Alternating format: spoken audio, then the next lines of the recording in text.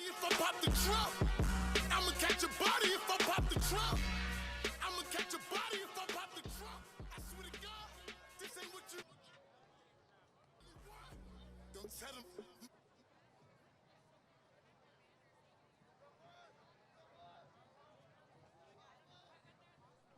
Would all senior parents of both Fordham and Xavier football players please head to the field level? All senior parents of Fordham and Xavier players, please head to the field.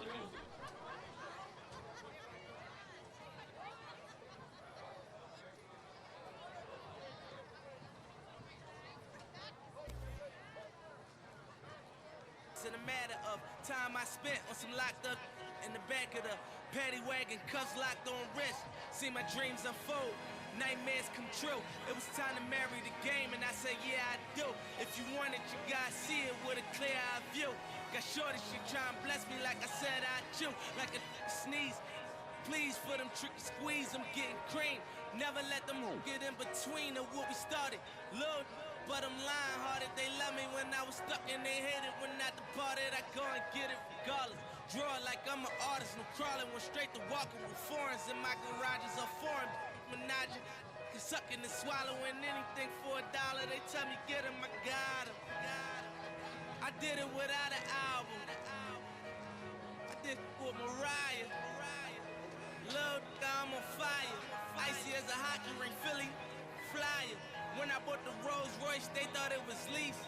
Then I bought that new Ferrari, hey, to rest in peace. Hey, to rest in peace to the parking lot. Phantom so big, can't even fit in the parking spot. You ain't talking about my then what you talking about? Gangsters moving silent, and I don't talk a lot. I don't say a word. I don't say a word. Was on my grind and now I got what I deserve. Hold up, wait a minute. Y'all thought I was finished. When I bought the ass tomorrow, y'all thought it was rented. Flexing on these, I'm like Popeye on the spinach. Double M, yeah, that's my team. Rose, the captain, I'm lieutenant. I'm the type of cat in the mean cast and grind like I'm broke. That Lambo, my new, she ride like my ghost. I'm riding around my city with my hands on my toes. Cause these want me dead, and I gotta make it back home. Cause my mama need that bill money, my son needs some milk. These try to take my life, they around, get killed. You around, you around, you around, get smoked. Cause these Philly I pull with me, don't around, no joke. No, all I know is murder. When they come to me, I got young that's rolling. I got throwing bees. I done did the DOAs. I done did the KODs. Every time I'm in that bitch, I get to throwing 30 G's. But now I'm hanging out that drop head. I'm riding down no collar. They let me earn back home. That young be wildin'. We young, we mobbing like Batman and we're robbing. This two-door Maybach with my seat on reclining. I'm like real wood up, real wood up. If you ain't about that murder game, then shut up. If you dip me in your rats, I get your pussy stuck up. When you touch down in my hood, no, that tour life ain't good. Catch me down in MIA. That day he game on wood. With that pull my life on my feet. Like that little engine I could. Boy, I slide down in your block. Back on 12 o'clock. And they be throwing deuces on the same they watch. And I'm the king of my city, cause I'm still calling them shots. And these lanes talking that bull, the same that fly. I'm the same from Birch Street with them that braids that lock. The same that came up and I had to wait for my spot. And he hating on me, waiting on me. Still on that hood, my Rolls Royce on E, they gon' remember me. I say remember me. So much money, your friends turn to your enemies. And when this beef, I turn my enemies to memories. We them, they go from 40, ain't no 10 the key. Hold up, broke, turn rich. Love the game like Mitch. And if I leave, you think dumb pretty hoe. Gon' still my. It was something about that rollie when he first touched my wrist. Had me feeling like that dope boy when he first touched that. I'm gone. Woo!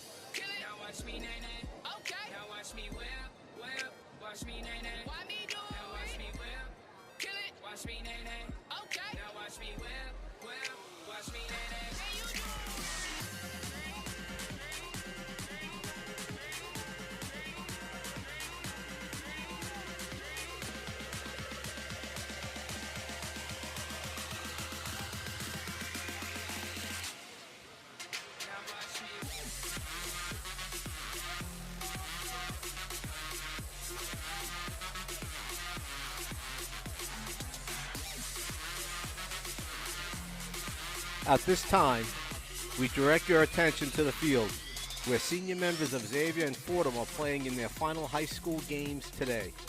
We want to honor them for their commitment to their two schools.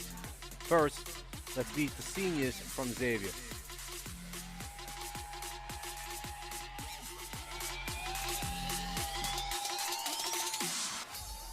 Demetrius Demetrides.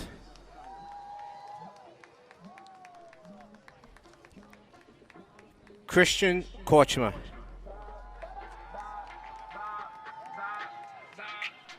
Terrence Straley. Evan Murphy.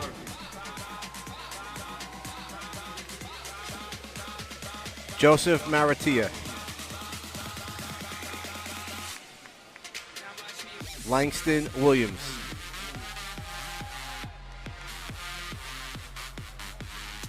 Daniel Vitterberger.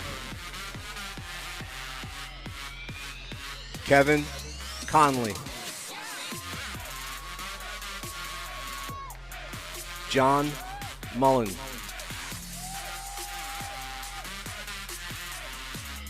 Valerie Kodayak.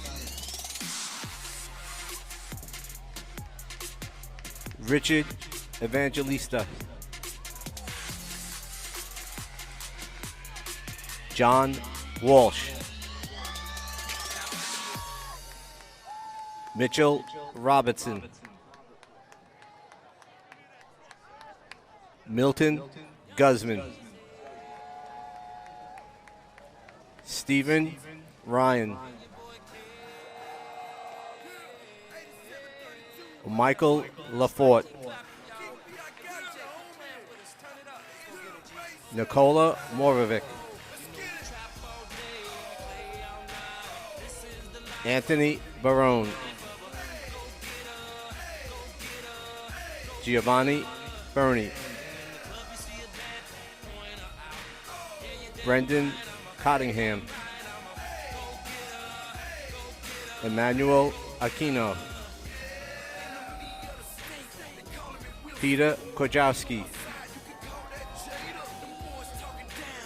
Jordan Sosa. And Dylan Galowski.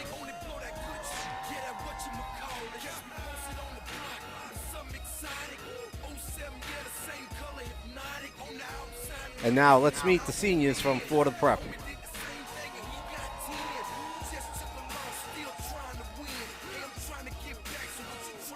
Kelly Hughes.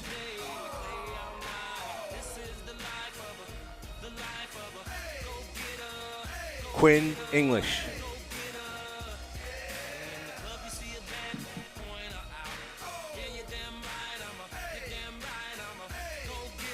Arthur Long.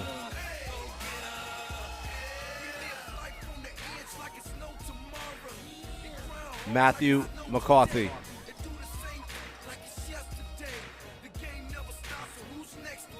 Derek Bufano. Gerard Kennedy. Lucas Pinta.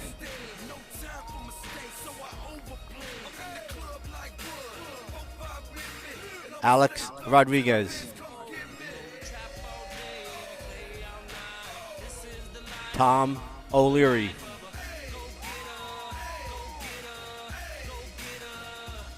James McGowan.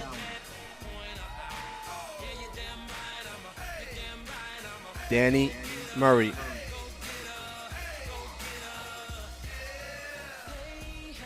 Audie Neary.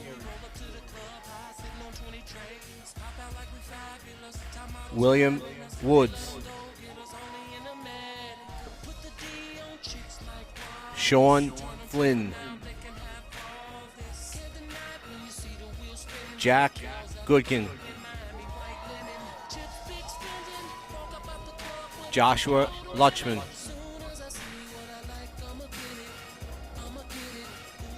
Jack Stroglio.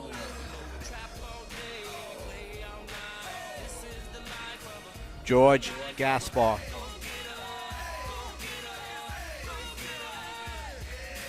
Matthew Kilduff. Seamus Cooper.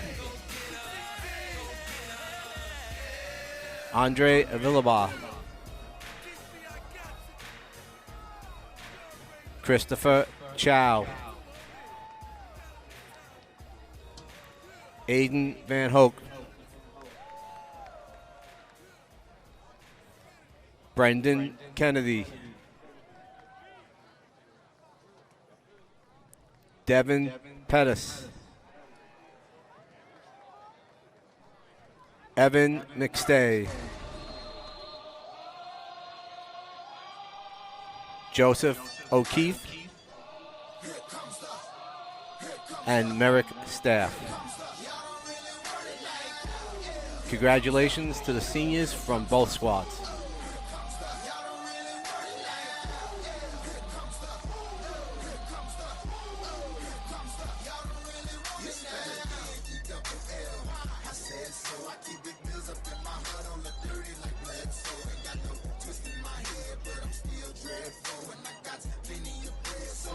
Ladies and gentlemen, please direct your attention to the microphone stand on the field as Fordham Prep President, the Reverend Christopher J. Devron, S.J., leads us in a Thanksgiving prayer. Would everyone please rise?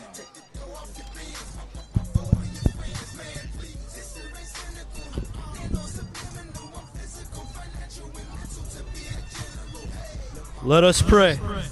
In the name of the Father, and of the Son, and of the Holy Spirit.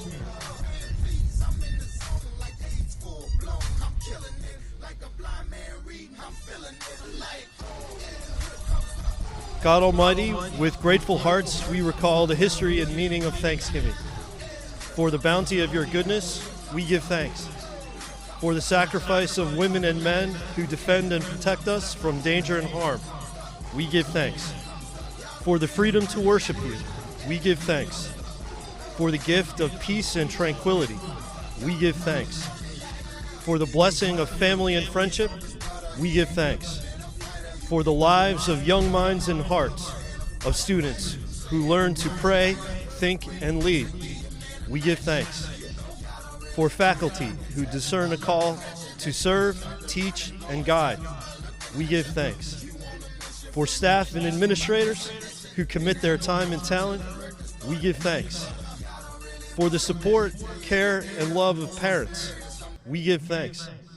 For players and coaches who teach the value of teamwork and discipline and are committed to growth, we give thanks. For the generous efforts of Fordham Prep and Xavier students who this month have collected 50,000 items of food to feed the hungry, we give thanks. In this spirit of gratitude, we ask for your blessing on this game for safety and sportsmanship, on this day to rekindle the love of family and friends, on our common mission, that our dedication to your greater glory may set the world on fire. Through Christ our Lord, amen.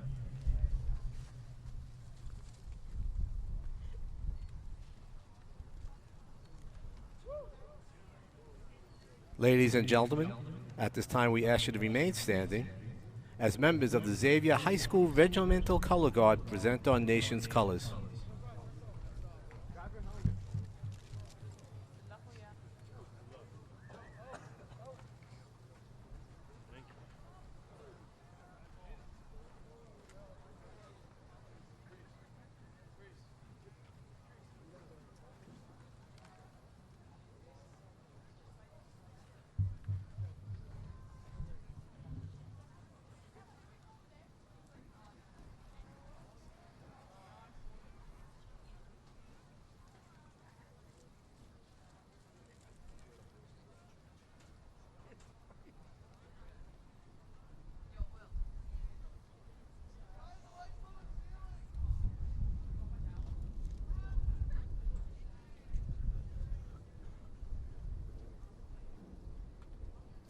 Earlier this year, both Xavier and Fordham Prep lost beloved members of their faculty and staff.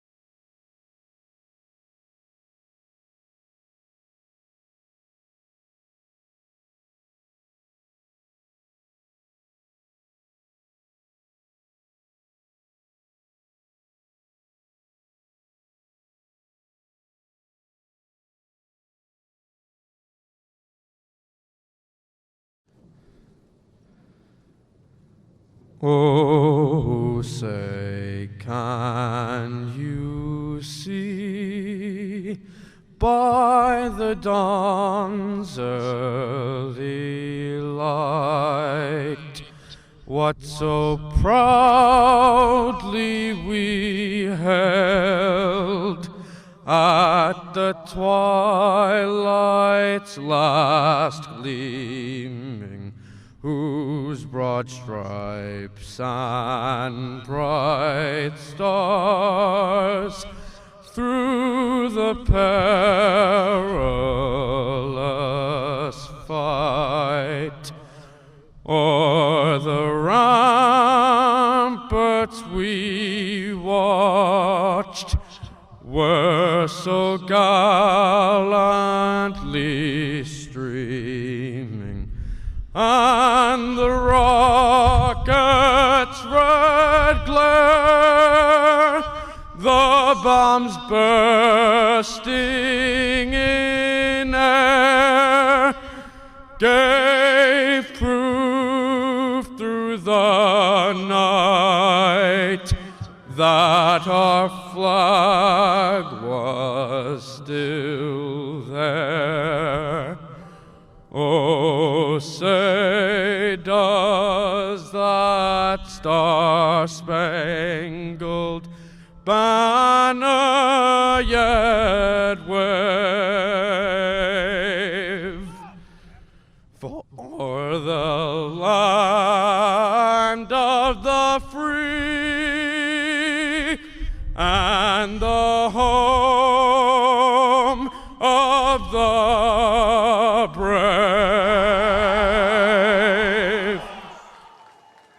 And welcome to you all, coming to you live from Jack Coffey Field, the 96th annual Turkey Bowl taking place between the Fordham Prep Rams and, of course, the Xavier Knights. A great game that this should be on a lovely yet chilly Thanksgiving Day. Kevin Walsh alongside Gino Galella. Before we get started up here in the booth, I want to take it down to the field where our third member will let us know about the conditions when he has a moment. That will be Sam Abel. Before we do that, though, Gino, we were talking a little bit off air about how the weather could factor in today. A very, very chilly day, also a very windy day on the field. Yeah, you know, Kevin, I think the weather's going to play a huge part today. Xavier's coming in average almost 250 rushing yards a game. Fordham Prep's throwing for almost 200, so the wind really plays to Xavier's strengths of ground and pound today. Sam, I believe you are ready for us down there on the field. How is it looking? How are the players reacting to the weather? Kevin, it's cold and it's windy. Fordham Prep bench is excited, and the Xavier bench looks a little cold to me. Both sides looking to be a good game. Hopefully the aerial game won't be affected too much. And Gino, you can hear it even through Sam's microphone right there. It is windy down there. It is moving.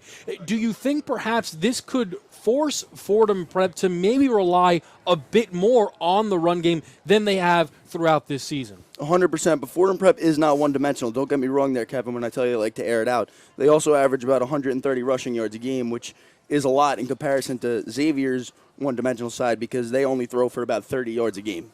Now, Gino, I want to ask you, because you've played in this game, you've gone through this rivalry on the Fordham Prep side, so you know what it's about. And for people who have followed this rivalry, it is one of the most storied in all of high school football that you will find. And one of the most, I think, important things here is this is the last game for their seniors, for both sides here. So it makes it that much more meaningful for not just those guys, but of course for the coaches and the younger players who want to get a win for them. So what is it like being a player in this game?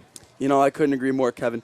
Coaches at Fordham Prep and Xavier, because my college roommates go to Xavier, so they did tell me this, tell you that there's 3 seasons in for your varsity season. You have your regular season, you have your playoffs, and then you have your Turkey Bowl season. So even if your playoffs come to an early end, which they unfortunately did for Fordham Prep, Xavier made the championship on the other side, but you have another season. That's how important this game is, one of the longest-running rivalries in high school sports. And now the rivalry has seen Chris Stevens involved quite a bit in this, one of the most storied head coaches in the entire history of Xavier. On the other side of it, though, for Fordham Prep, Pat Dean, his first year as the head coach for the Rams. So I'm sure for him, some jitters, but I'm also sure some excitement to have his first Turkey Bowl as the head coach for the Rams. Yeah, you know, the players have really rallied around Coach Dean. He's a real players coach, so I know that they're really looking forward to this one. They really want to win him his first Turkey Bowl in his debut here. And what I'm interested to see, though, is does Coach Stevens, having that experience perhaps at time, start to reveal itself? He got his 100th career victory throughout this season. They made it to that championship game against Kellenberg. They've had a wonderful year. These two teams, you were telling me, they've had incredibly similar seasons. They've lost to a lot of the same opponents. They've beat a lot of the same opponents. Their seasons have been scary similar. They lost to the same teams in the regular season, same team in the playoffs, eliminated both of them. So it's really going to be a good game today. We're in for a good one. What I think is going to end up being perhaps the key thing for Fordham Prep is jumping out early. We talked a lot about pregame, of course, how this Xavier offense, while it has been incredibly effective all year long, and they are so fantastic running the ball, if you end up falling behind, it can be difficult to catch up just because when you're running the football as much as they are, you're getting 5 yards at a time, 5 yards at a time. The chunk plays don't come as frequently when you're passing the ball, but also the clock constantly running. So I think for Fordham Prep, they're going to want to get out to an early lead. That first quarter is going to be incredibly crucial. Like you said, Kevin, being so run-centric for Xavier, it is almost impossible to catch up to a big lead. Fordham Prep, they could air it out if they're down big. So if they hop out to an early lead, I think Xavier's in for some trouble. Their biggest receiver has 8 receptions on the season. I mean, that's just speaking as to how little Xavier will throw the ball today. What I think then for Xavier, and I'm sure it is something that they have mapped out, right? Always when you think about these games, there's game script, right? You know when you want to take your shots, the positions you want to be in, the players that you want to pick on, and the players you want to utilize in those spots. What it does add for Xavier is when they're passing, it's a surprise. Whenever it is that they do decide to take one of those shots, it is going to catch the Fordham Prep defense off guard, which really could be very fruitful for them. Playing Xavier over the years, you would see it time and time again. Every team would buy into the run. You would buy into the run, and then they would pull it out finally and throw the ball. They'd have a guy wide open downfield. Now, no matter if they hit him or not is what it's going to come down to. But that guy is almost always open downfield, and you almost have to settle for that as a defense because if you don't buy into the run, they're going to eat you alive. And I think one more important note as we are getting ready to kick off here is the defense for Xavier. Scott Ishii, first-year defensive coordinator, has done a wonderful job with this group, one of the best defenses in the division, and I think that could be a daunting task for the Fordham Prep Rams to consistently move the ball against them. I agree, Kev. They've had a number of shout-outs this season, and they have 2 very good corners, very athletic, so it's going to be hard for Derek Buffano and the Rams' passing attack to get going today. And as we were discussing with a couple of people that we've met from Xavier, one of the things is when they shut teams out, they blow them out. And I think that comes with the territory of that style of offense. I think that if your defense is rolling, then you kind of want to play that aggressive style of smash mouth, run first football, and it allows them to extend leads and draw them out. We are getting ready. We are getting set to kick off. It is going to start with that Xavier offense. The kicker for the Fordham Prep Rams is number 8. I believe, yes, that's right, Jeroid Kennedy, who is going to be kicking off here as we are set underway, 96th annual Turkey Bowl. It is going to be a good one, and the kick is off. Returned roughly at the 25, cut up towards the middle, got a little bit of a crease there, and he's taken out around the 45, where that was Langston Williams on the carry.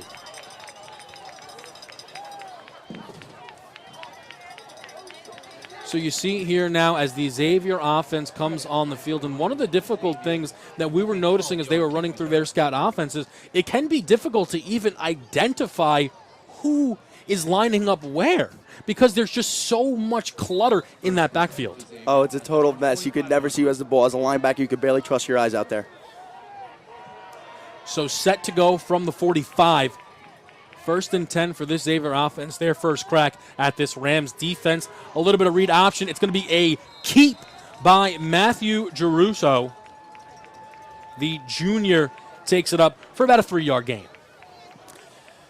Yeah, the Fordham Prep defense really has to be ready for a lot of fakes, a lot of gimmicks out of the Xavier offense, and a lot of ground and pound because these offensive linemen will move you off your spot if you don't stay in your ground. And I think we got to look for a big game between the linebacking pair of Michael Rice and George Gaspar, number 44 and 45 respectively. I think we are going to be calling their names quite a bit as Xavier gets set. Another direct snap this time, and that is to their lead back. A lovely run that'll pick up a first down. That was Daniel Wiedeberger. He has been tremendous for the Knights all season long. Wiedeberger comes in with over 1,140 yards in the season, 203 carries. He really is their workhorse, averaging over 5 yards a carry.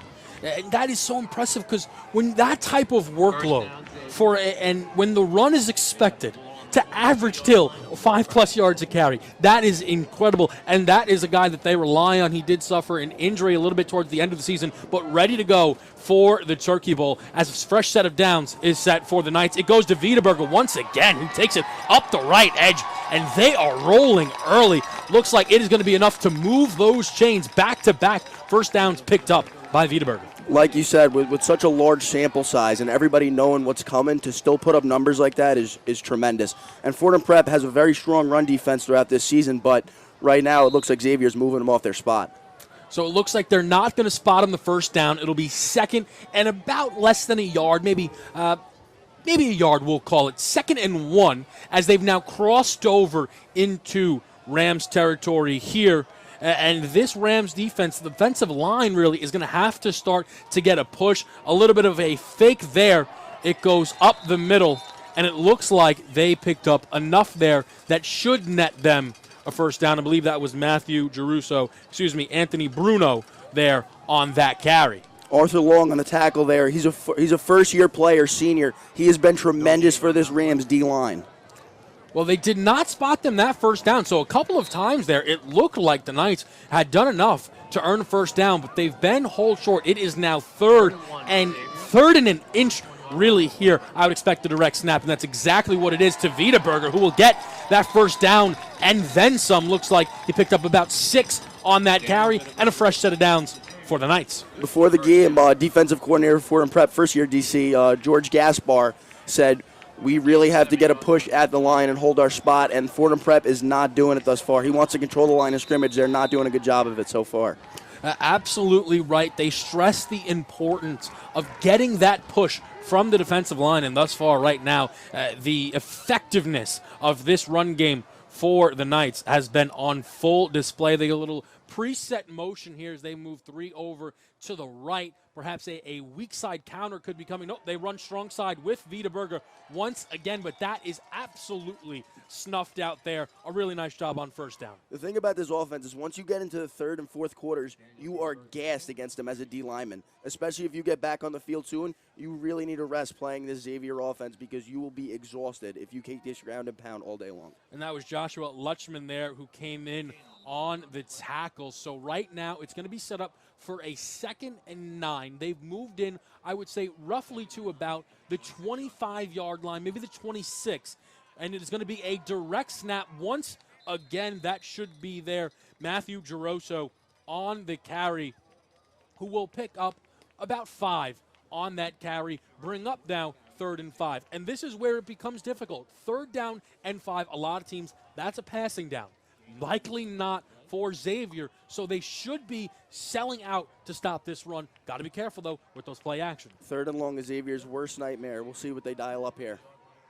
And that's so funny. 3rd and 5 is not 3rd and long for most teams, but the way they run this offense, it absolutely is 3rd and long, yet probably manageable for the way this team is getting set. There's the shift.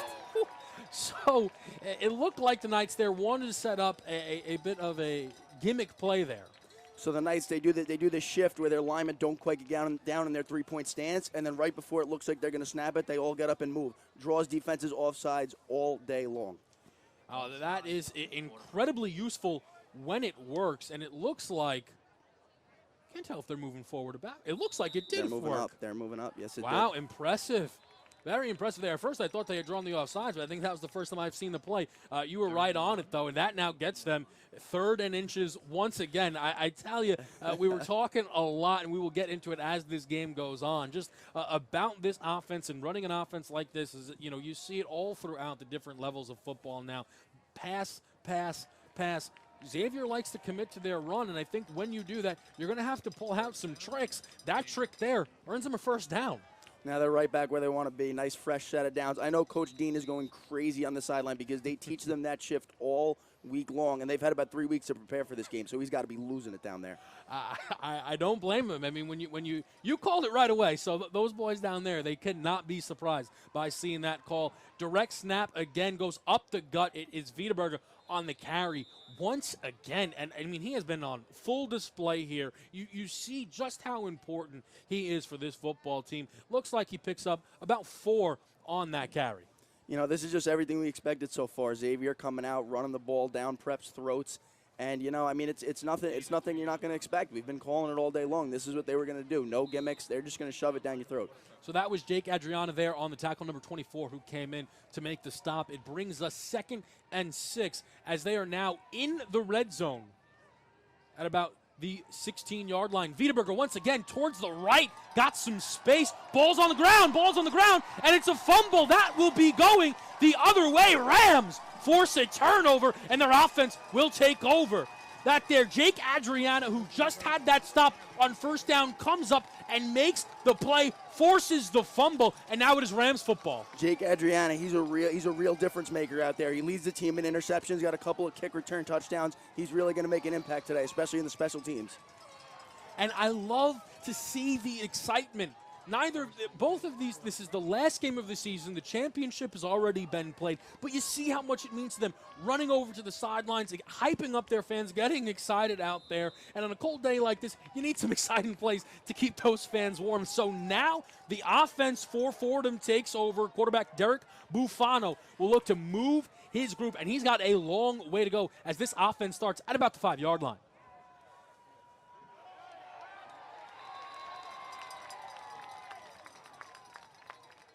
Zach Wallace, Fordham Prep's leading back there, getting the carry, coming in around 900 rushing yards on the season, averaging 8.46 yards a carry. He really has been their workhorse on the running side of the ball.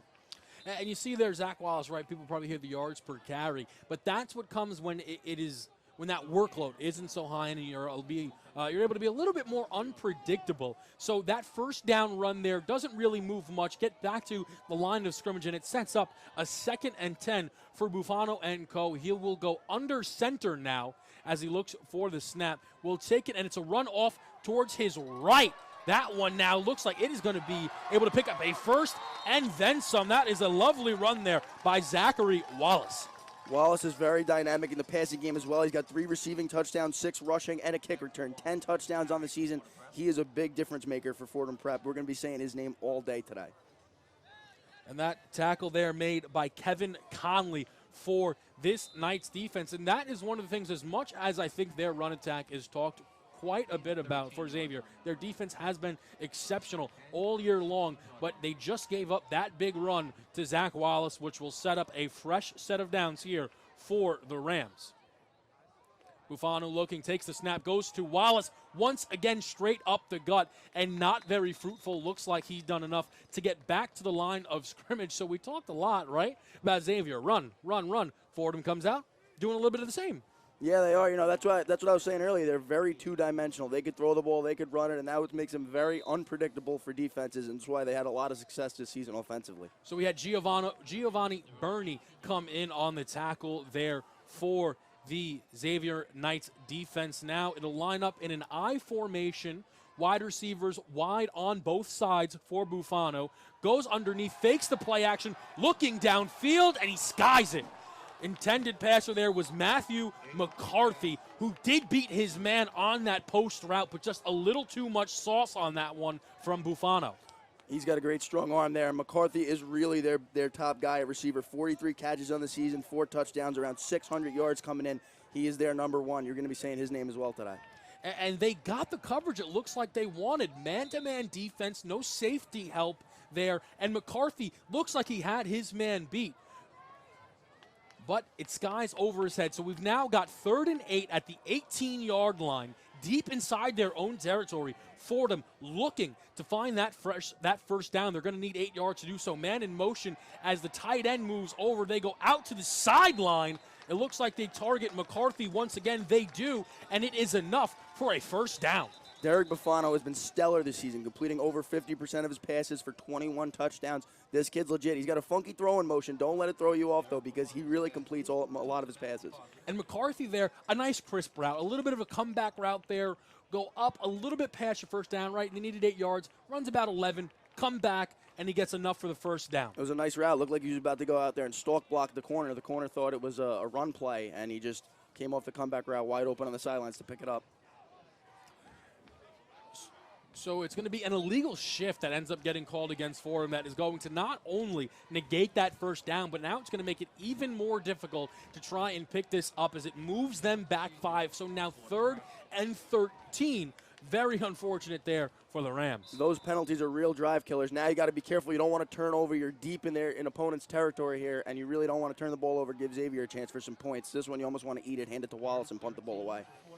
They're going to line up now with Wallace in the backfield. They're going to go stacked right, or stacked left rather, with 3 wide receivers all over to Buffano's left. They will snap it to him, and he will look for a combination. Is out in space and is going to try to pick it up with his legs. Cuts back inside, but is stopped for a loss. That there on the tackle was Kevin Conley, who made a very, very nice stop there. Buffano saw the pressure, felt the pressure, tried to get out and escape, but it's going to come up with a 4th down. Like I said earlier, Buffano very stellar in the passing game, but he also can do it with his legs, averaging 7.3 yards a carry this season. Not enough there, though, on that, and that is something that we will certainly hark back to. A drive that was moving as the punt is up in the air. That does not go very far, doesn't even make it to the 50-yard line, and it's going to be the Xavier offense taking over inside their own 40. So that ended up really, really hurting the Rams right there. They picked up that first down, momentum moving. Illegal shift not only brings it back, but now the punt not very fruitful, and Xavier offense taking the field inside their own 40. Good field position for Xavier. They were running the ball well. If it weren't for that fumble, it looked like they were going to put some points on the board here. So Fordham's defense is really going to need a big stand if they want to get momentum back on their side. Absolutely. You want to capitalize on those turnovers. Fordham's offense not able to do so on their first drive. Direct snap there goes to Geruso as he will head up the middle and send it to about 2nd and 8. Sean Halbert comes in on the tackle there for the Rams defense. Gino, one of the things that can make it really difficult on this defense, as much as, there's not a lot of elements to look for in terms of is it run or pass. It's run, but there's a lot of motion and then there's a lot of options. Always commotion in the backfield. You never know who has the ball when you're playing the Xavier team. So they're going to line up strong right, 3 guys within the backfield. It is 2nd and 9 at the Fordham 37. Run goes off to the right side of the field. Looks like they've done enough to make this about a 3rd and 5, maybe a 3rd and 4. And Fordham's D-line is looking strong today as of right now on this drive, but they've really got to stop in 3rd and 4. Like we said earlier, this is rather long for Xavier. This is not an easy pickup because of their one-dimensional side, and they're only stuffing it right up the gut. Wiedeberger was on the carry on that last one that netted 5 yards for the Knights offense. And as you said, 3rd and 4, no gimme for this team. We expect the Rams to sell out to stop the run. And I just wonder at what point do the Knights try and take advantage. They go for the shift play again that last time netted them 3rd and inches when they had this type of distance. Doesn't work. Good discipline there from the Rams. But the inside run, the fake, they had a guy come around the backfield, and was ended up being a direct snap that went once again to Daniel Wiedeberger, and he has been excellent in this game. He was tackled down by James McGaukin. Yeah, that motion around back was just enough for them to pick up the extra yardage that they needed for that first down.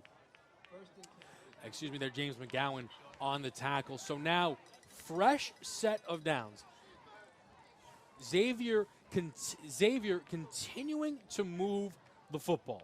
And I think you made a really, really excellent point when this drive started. If not for the turnover, it looked like the Knights were going to be able to get points. The question now is, can they get points on this drive? Man in motion, direct snap once again to Geruso, which will not go far. Looks like he's going to get a little bit further than the line of scrimmage, which will still keep this at a 2nd and 10. Yeah, you know, Vitterberg is their main guy, but Geruso is a close second. He really has had a great season thus far, also averaging 6.8 yards a carry. So you got to watch out for him as well. If it's not Vitterberg, it's usually him running the rock for Xavier. On the stop there of Geruso's run attempt was Quinn English, the really talented defensive end for this Rams team. Yeah, Quinn English, rather, a cornerback for the Rams teams, had a lot of solo tackles this season. So here we go now, 2nd and 10. They run the reverse counter that ends up going inside towards their left. And that is one of the things I think you can absolutely appreciate about this offense is it was Demetriatis coming in there on the carry. A lovely name that. What a name there. Coming in on the carry. And one of the things is, even though it is predictable in, is it going to be a pass or is it going to be a run? But it is not predictable in who's getting the football. It keeps you on your toes. You know, until I watched Xavier, I never knew you could run the ball so many ways. It's so confusing. So we've got 3rd and 6 here at the 22-yard line. Direct snap to Wiedeberger. Takes it to the right, up inside the heart of the defense. And once again, I tell you what, we're talking about the unpredictability. But when it comes to those big 3rd downs, it feels predictable. It's going to Wiedeberger every time. But he's just so good. He's able to pick up these first downs. Favorable spot for Fordham here. Got him at 4th and inches. This is going to be interesting. You know Xavier's going for it. And I think so with the windy conditions, I don't know if it would be wise to take a chance here at a field goal. Keep it on the ground. It's inches. Take that chance. Worst case scenario, the Rams offense would take over inside their own 20. Run the shift once again, 4th and inches. Snap comes directly to Wiedeberger. Takes it inside. It's going to come down to the spot here. I think he has it, though. It looks like he did enough from the naked eye to pick up that first down. We will see what they rule it on the field. Perhaps they're going to bring the sticks out to measure. Yes, he does. First down, Xavier here. They're really approaching this goal line. We're going to have 1st and 10 from about the Fordham Prep 14. And we have a timeout. No, end of the quarter. So end of the first quarter, knotted up 0-0, or it's going to be a timeout. It looks like we've got one timeout there. There's 7 seconds left before we hit the end of the first quarter. So right now, only one drive for the Rams offense that was moving until a penalty absolutely stopped it. But we've seen a lot of this Xavier offense so far.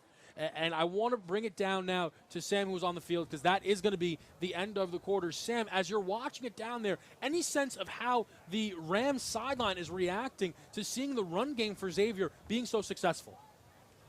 Yeah, Kevin, I'll tell you, the bench is excited about the fumbles, but just watching those 5-6 yard gains on the Xavier side of the ball, it's been tough. And the offense, they came out on the offensive side of the ball looking to do something, looking to make a big drive down the field, and they got held up. And the coaches are just trying to bring the boys up. And I'm telling you, it's looking like it's a little bit of a tough look for Fordham. The defense is getting tired. Thank you very much there, Sam. And that's a terrific point there from him. This Rams defense has been on the field a lot, and when a team runs it the way Xavier does, it is incredibly tiring there. A direct snap in the backfield that goes to number 3, Anthony Bruno. And I want to bring back that point. You play defense for the Rams. You play both sides of the ball. But when you play defense, how difficult is it when you're out there for these long drives of Xavier? And it's not only a long drive where you're in coverage. Every play you're getting smashed in the face by either a lineman, receiver, that running back coming to hit you. So you get really winded if you're out there for too long. That was Joseph O'Keefe who made the stop for the Rams defense. That'll bring up 2nd and 8.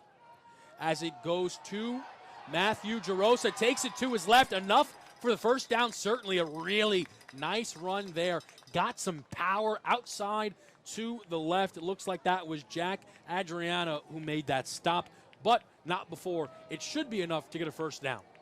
Yeah, we're going to have a 1st and goal here for Xavier, and that's right where they want to be. This is their wheelhouse on the goal line. You know, a lot of offenses struggle from the red zone, Xavier does not have that problem. I think the best way to describe that first drive for the Rams, it was kind of bend, don't break, but really the turnover is what it was all about. Now a direct snap that goes to Geruso once again.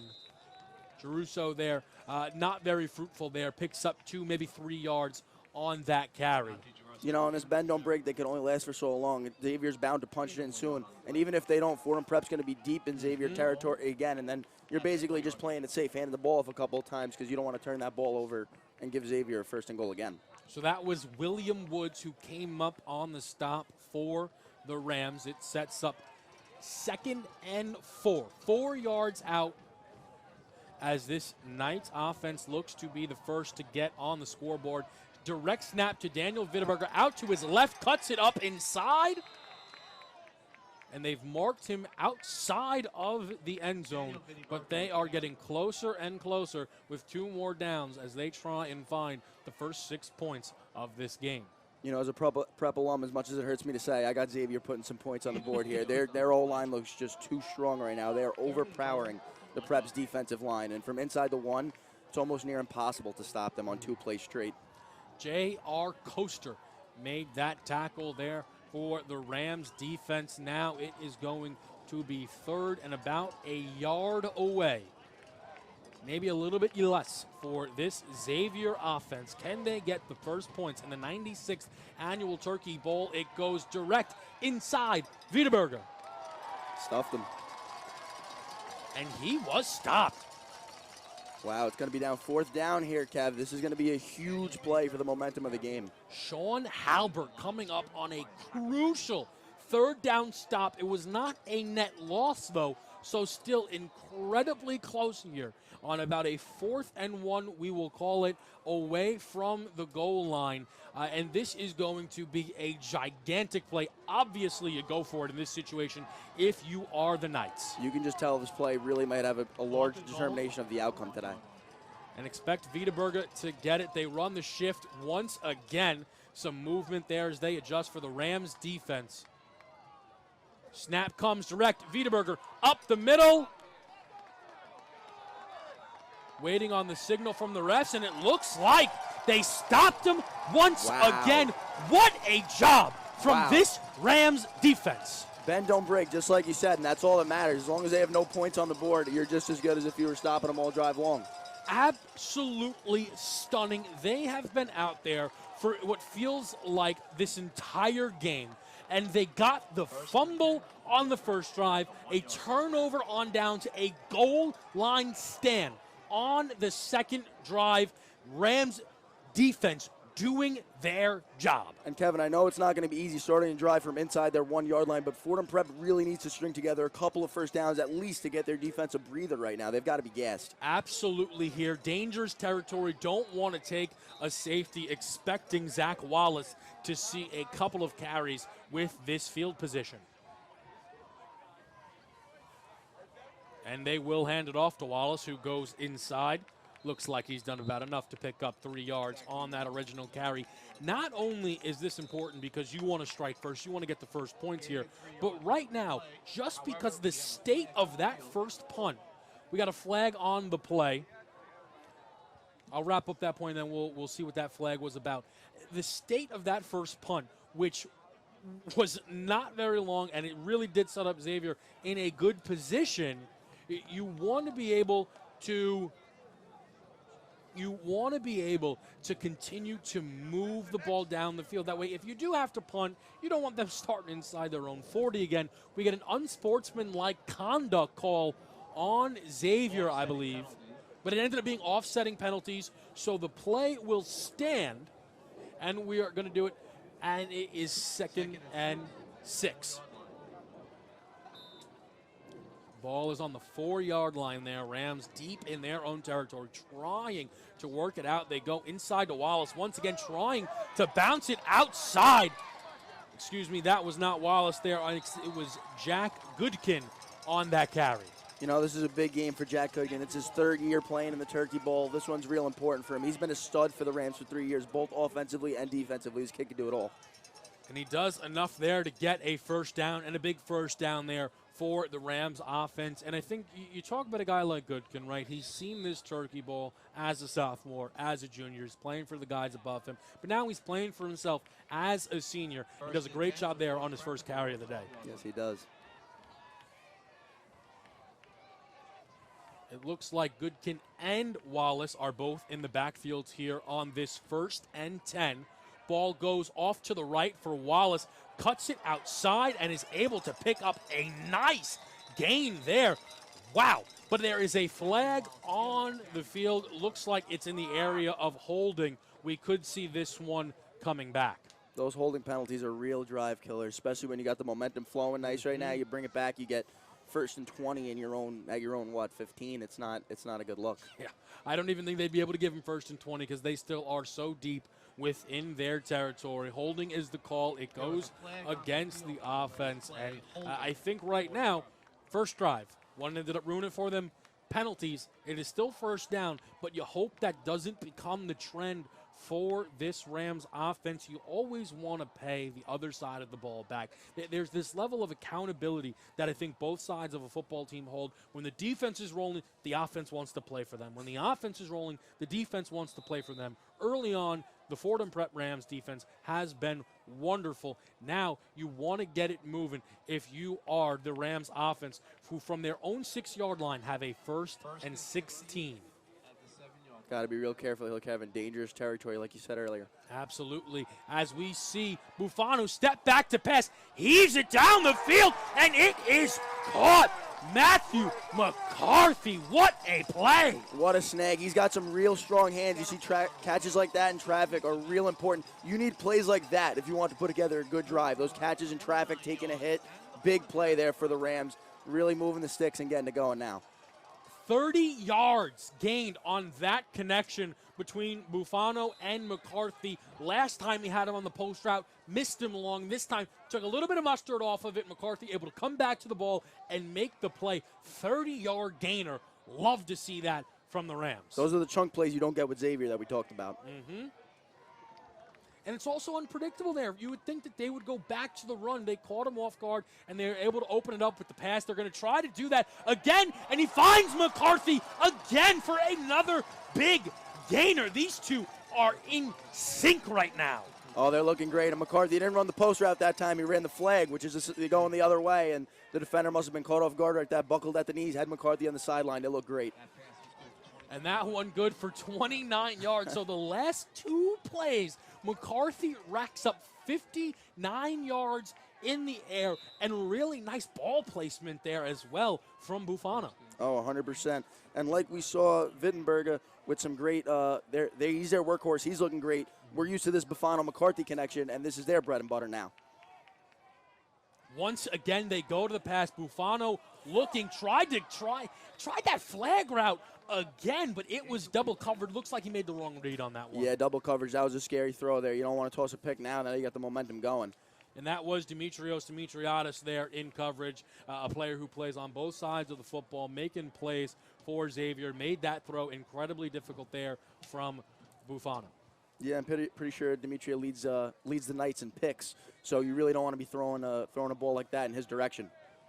Bufano, though, does not look scared to test anybody on that field. And I love the aggressiveness. I like that they stuck with the pass. They want to keep rolling. 2nd and 10, though, now I would expect a run, see if they can settle it down a bit. They do go off to the left. A nice cut back there from Wallace. Shakes a tackler. Good for a first down, and then a little bit more as he is taken out there inside the 25-yard line there. It was Kevin Conley who made the stop. Feels like we're saying Conley's name all the time for Xavier. I'm pretty sure he's got about 4 tackles right now. He's looking good, but that's a great cutback by Wallace. He's got some fast feet. He's not only laterally quick, but he also could do it in a straight line. He's looking great.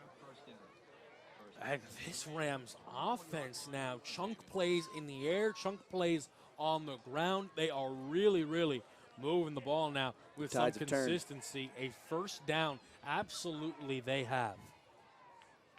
Man in motion there for the Rams offense as Bufano looks back to pass, goes to his left, Looked like that was Goodkin there, who was the intended receiver, not able to haul it in. Thrown a little bit short of him. Would have liked to see him come up with that one. Yeah, Goodkin's usually got some good hands. He usually reeled that in, but it was a little low. He's got 7 receiving touchdowns on the season, so I know they're going to try to get it to him now that they're near the red zone. Xavier's defense here now needs to come up with a stop. They got to see if they can stuff what this Rams offense is doing, because really on this drive, despite the penalty, they've been able to do whatever they want. Oh, a little bit of everything. Little pass, little run, getting chunk plays in both departments. They're looking good. Man in motion once again. That's Devin Pettis, the tight end there. And they run a little double option, double reverse pass there, rather.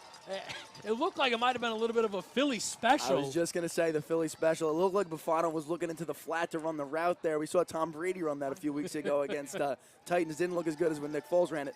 But Buffano looked like he was about to run a route, but he ended up just lead blocking and ate the yards. So now they got a nice 3rd and 3 coming here. Michael Adair picks up a nice gain of about 7 yards on that play. It'll bring us 3rd and 3. Ball spotted at the 17-yard line. 18-yard line of Xavier. As Buffano now goes under center. Takes the snap, hands it off into the backfield, and pushing up front is Goodkin. What a run! Oh, my gosh. He carried Xavier's team for about 10 solid yards, and he's down at the 1-yard line. Down at the 1. Goodkin there, tasked with picking up just 3 yards on an inside gut run, and says, Coach, got a little bit more in me. Takes it down and sets up 1st and goal. Brute strength right there. Down to the 1-yard line.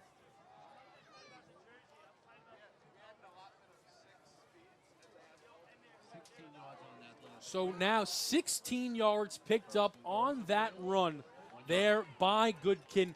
1st and goal from the 1-yard line. The Rams offense looking to go 99 yards to set up the first points here in the Turkey Bowl. Buffano takes the snap, keeps it up the middle. Touchdown, Rams! Oh, that's a big one. You can see the sideline is going crazy. Buffano in his last game as a Ram, possibly the last game playing football. This is a big deal to all those seniors out there. He's doing it for them and himself. Love, love, love that drive from Fordham. They started it off early with the run. It was going well. Holding penalty brings it back. They respond with a 30-yard pass to McCarthy, a 29-yard pass to McCarthy. They then turn it over to the run. We saw a double reverse play, a little bit of everything that ends with a quarterback keep. As the extra point is knocked in there by Geroid Kennedy. A tremendous job there from the Rams offense. Let's turn it down over to our sideline reporter, Sam Abel. What is the feeling from the Rams bench after that drive? The bench just took a complete 180, Kevin. The bench is going crazy. The fans are so loud right now. That was an amazing drive from Buffano and from the Rams offense. The momentum back on the side of the Rams. That is big. How the Knights will respond, that is the question. What a drive for first-year head coach Pat Dean, calling some great plays. I know he's a real players coach. They love him down there. And because he's calling plays like that to get his boys into the end zone. Trust. I think that is one of the things. It's about trust. It's a great word. To be on 1st and 16, deep in your own territory, and to take a shot like that is one thing. To then do it again on the next play, you'll love to see that. But guess what? You want to talk about trust. Xavier trusts what they're doing. They know that they have been on the cusp on both drives of punching in a touchdown. First drive inside the 20, it ends with a fumble. Second drive stopped at the 1-yard line. So now they are seeing on drive number 3, can they punch it in? Can they tie it up? We've got 5:32 remaining here in half number 1 with the Rams leading 7-0.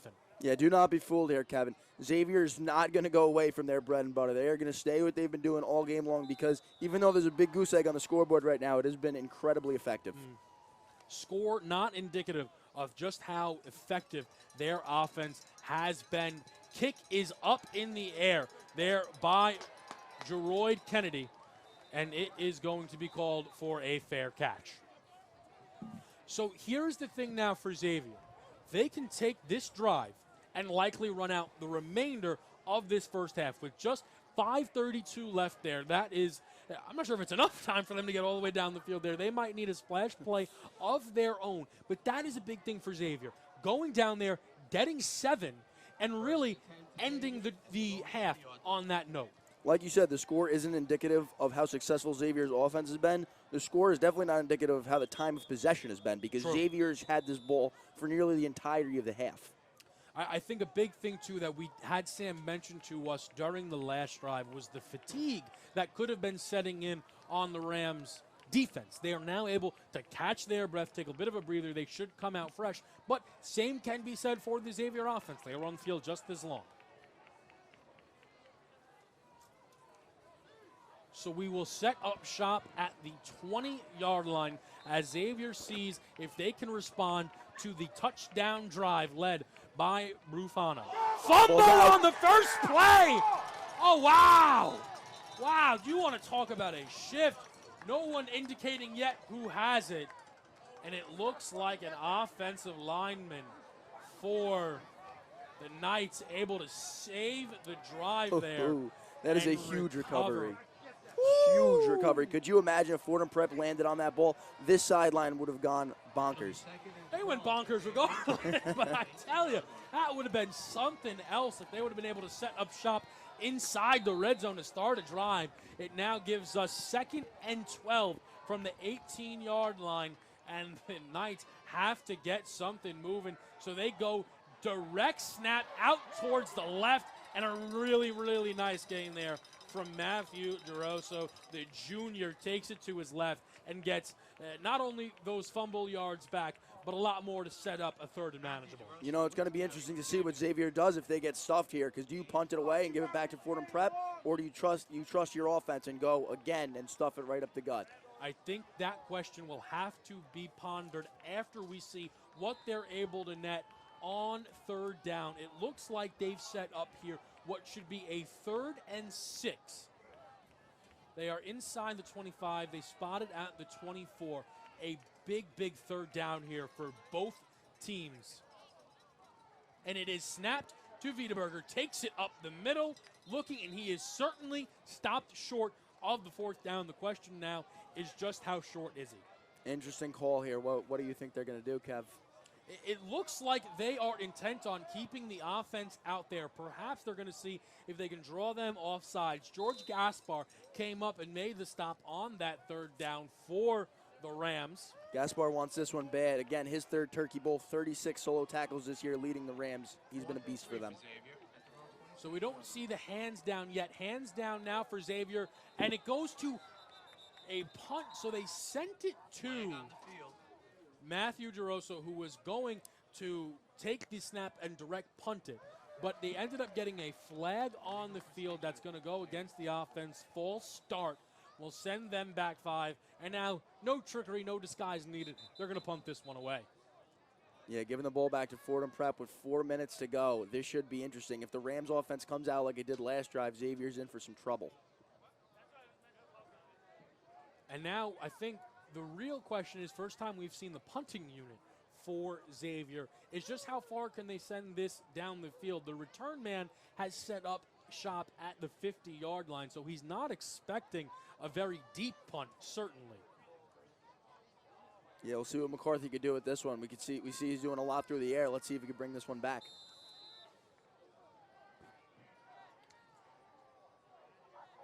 So the ball is snapped. Punt is up in the air.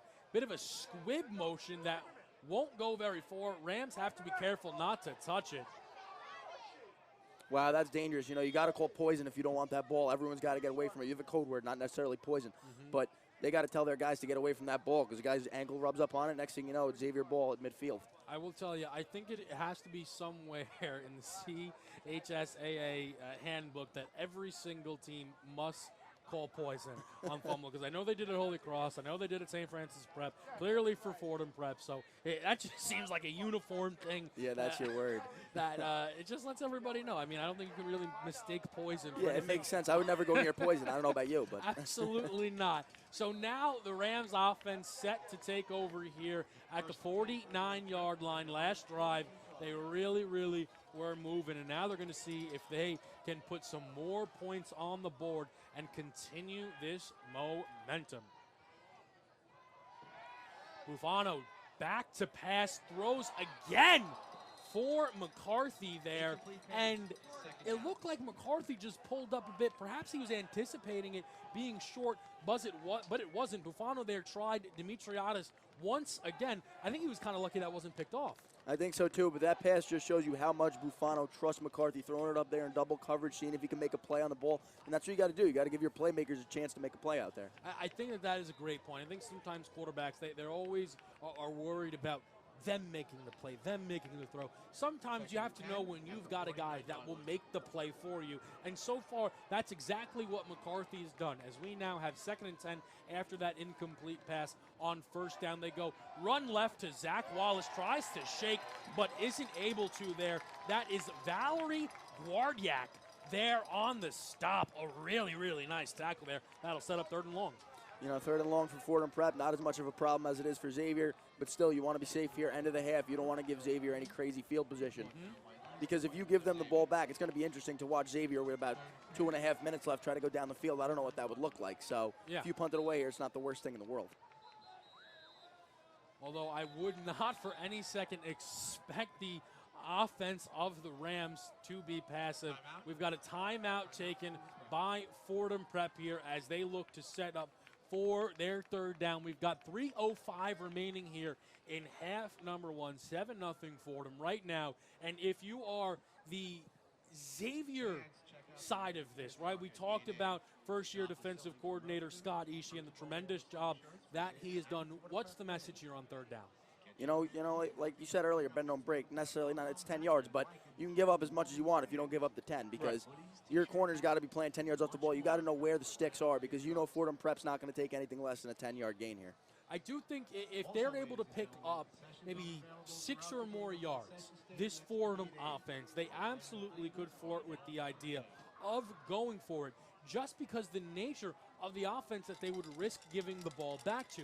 If Xavier takes this thing over, let's call it, say, their own 45-yard line, that's still a long way to go with the time remaining on this clock. We will see what they do first, though, on 3rd down. 2 wide receivers set out, 2 in the backfield. Ref blows dead quickly, wants to discuss something, perhaps the position of the ball. The iPro's an interesting look here. Maybe we'll see some play action out of it. So it goes Bufano, then Goodkin, then Wallace in the backfield. Under center is Bufano. He takes the snap, drops back, looks to pass, goes over the middle and has his man. That is Owen Lafredo, and he will find Pater. Wow, Owen Lafredo, we haven't talked about him today. That's his first catch, but he has been unreal for the Rams this season. Behind McCarthy, he's their number 2 guy. He has 3 touchdowns on the year, over 350 yards, and he is a huge part of this Rams offense that hasn't gotten going yet. But you see him here with a huge score before half. So we wondered aggressive. We wondered would they be cautious. You saw the I formation. You said maybe play action. Exactly what it was. And I think the eye manipulation there from Bufano was brilliant. He was looking down McCarthy, and I thought, uh-oh, that's dangerous. He's making it obvious. Went right back to the middle of the field, found Lafredo on that post route, connected, made the catch.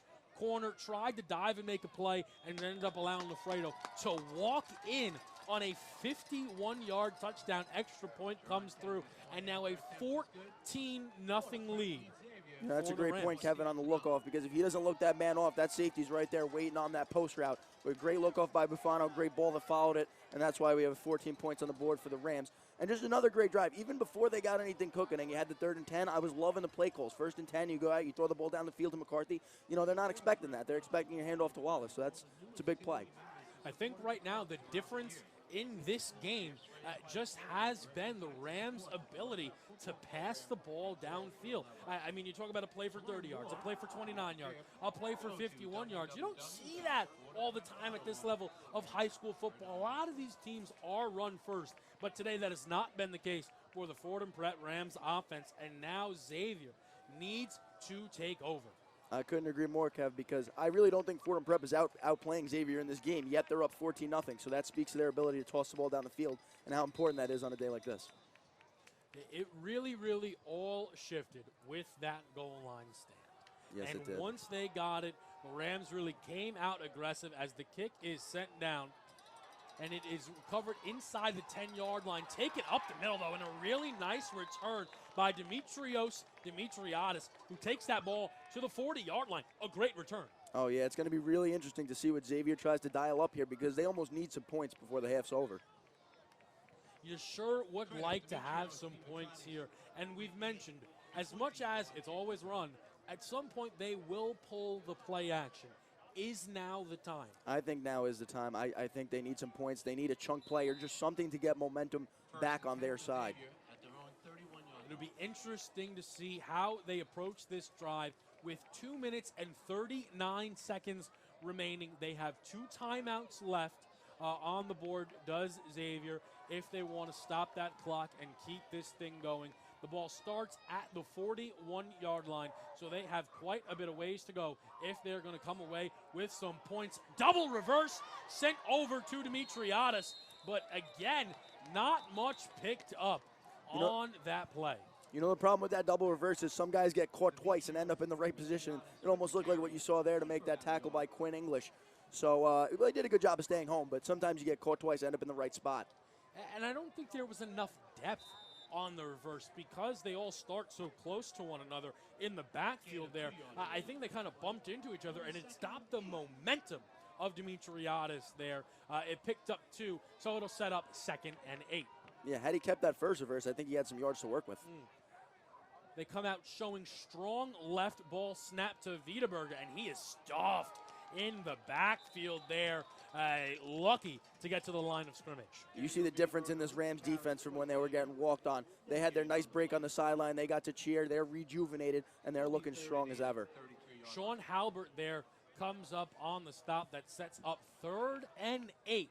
As that clock continues to tick down, by the time they snap it, we will be inside 2 minutes left here in half number 1 and a big, big 3rd down. I think this is the play Xavier takes their shot because if you punt this ball back to Fordham Prep and then they get it at halftime, who knows what could happen. Absolutely.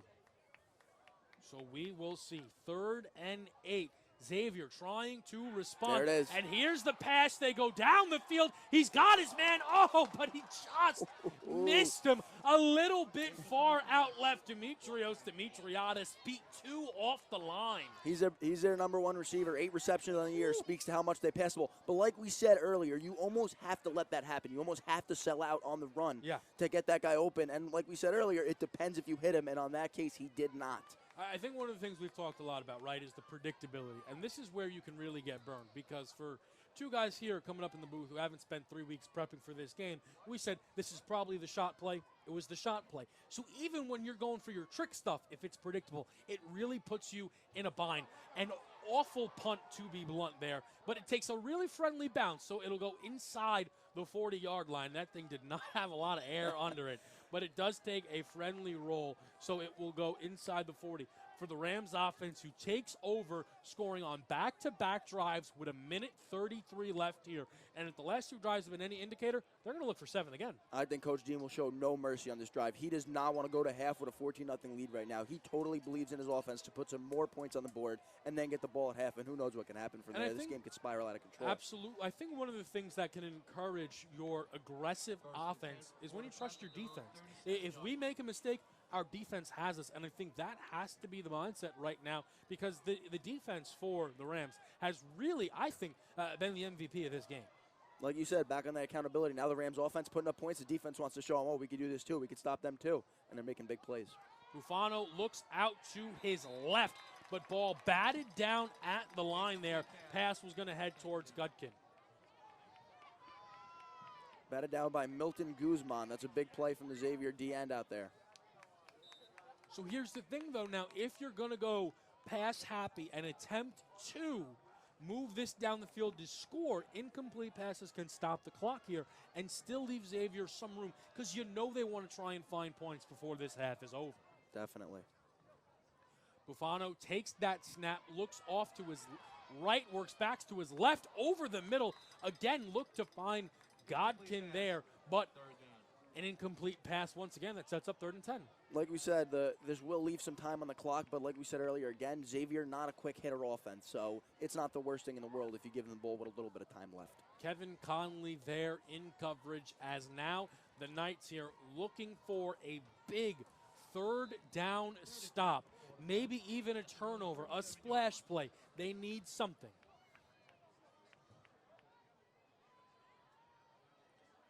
Rams are huddling up, going through the play call here. I think a pass is expected. They haven't let their foot off the gas pedal yet, and I don't expect them to now. No, I agree. I definitely think a pass is coming here. Bufano under center will drop back, and he's got a free rush. A fumble, sack, fumble. Wow, what a play made. Wow. Ask and you shall receive. Said they needed a big splash play, and they get one. What a play from the Xavier defense. Kevin Conley on the sack, forced fumble. Woo! Kevin Conley's doing it all in coverage on plays. He looked like Aaron Donald against the Chiefs with that strip sack. That was unreal. Free runner, didn't pick up the blitz at all. Left Bufano wide open. Took the sack right in the chest, lost the ball, and what do you know, inside their own 10, Xavier takes the field. That was just the play Xavier needed right now. Ball goes to outside left. That is Geroso seeing what he can pick up, and it looks like he's done enough there to earn about 2 yards on that run. This Ram defense is not just going to lay over and die here, though. They're looking to put up a stand again and give the ball back to their offense. Absolutely. The Rams defense seeing if they can come up with a goal line stand again here as that clock continues to tick. We are inside 40 seconds now as Xavier tries to find the end zone for the first time today. Gerosu fakes off and goes inside, stuffed once again by this Rams defense. That was Jason Sands on the tackle. Huge play from the linebacker out there. If they can stop this Xavier offense, Fordham Prep will be very happy going to the half with this score. Timeout taken now by Xavier as they look to set up what is a 3rd down. No question here, though. You're going to be going forward on 3rd and 4th. You're going to be trying to find the end zone. So a huge 2 coming up plays here for Xavier's offense. One thing interesting to me, first 2 plays, no Wiedeberger. No Wiedeberger, that is big. I think I'm assuming maybe that's the injury that we spoke to earlier. You know, he did. There was rumors that he possibly wasn't going to play this game, but obviously he's trooping it out because it's his last game ever. And I think, too, the thing for you have to find some levels to mix it up, right? Everybody would expect him to get the ball. They've got more than one capable runner back there. They've gone to Geroso on the first 2 plays here, but we set up 3rd down, and we'll see who gets the rock. Goes inside, Wiedeberger, direct carry, stopped in the backfield again. My, oh my, this Rams defense is not playing around as George Gaspar comes in and makes that tackle for loss. Gaspar, again, he wants this game so bad. Again, like I said earlier, playing in his 3rd Turkey Bowl under his father, the defensive coordinator. This one means the world to him. So timeout comes in once again, 18 seconds left. Should we start talking about the Rams trying to put together another drive? No, I kid. So here it comes. Here it comes. The biggest play, I would say, of the first half. 4, and I would say it's about 8 to go towards the goal line. 4th and 6, rather, excuse me. Madge always helping me out. 4th and 6 as they try and find the goal line here, trying to find points. They're down 14-0.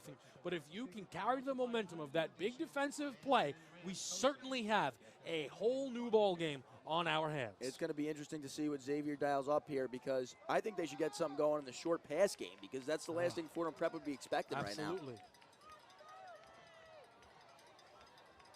They come out in their tried and true single T format. The man lined up with the center is Geroso. It goes to Wiedeberger, goes to his right, throws it, and it's batted down. Oh, man.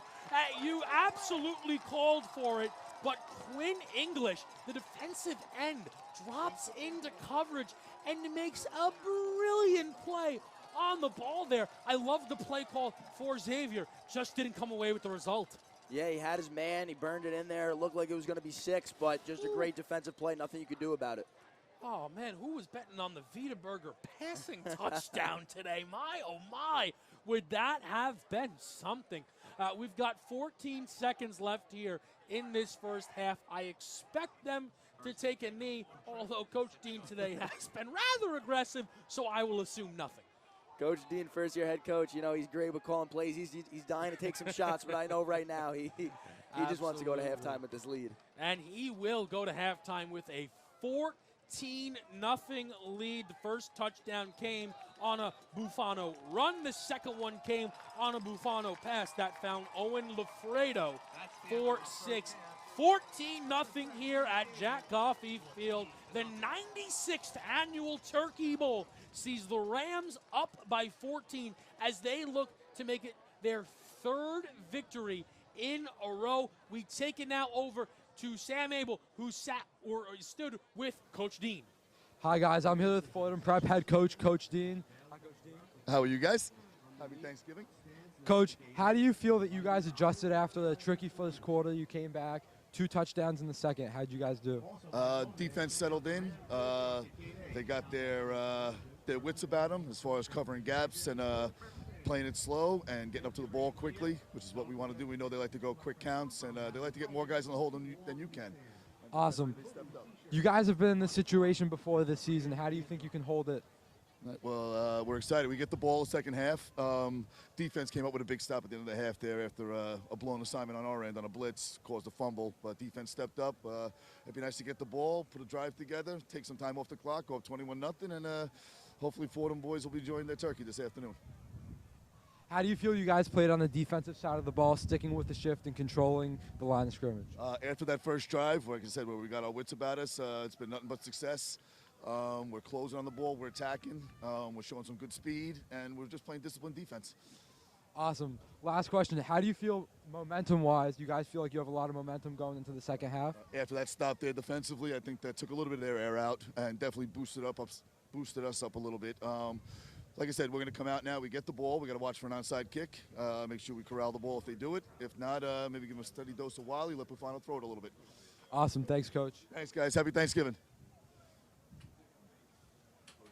So we are now here at halftime with 2 of the figureheads for their respective schools, Father Devron for Fordham Prep and Mr. Razlowski for Xavier. Fellas, I want to get your reaction to the game. I'll start with you, Father. 14-0 for your Rams.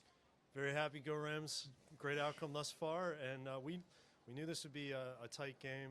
We have the same record coming into this, and it's turned out to be so far a well-played game, so fun to watch.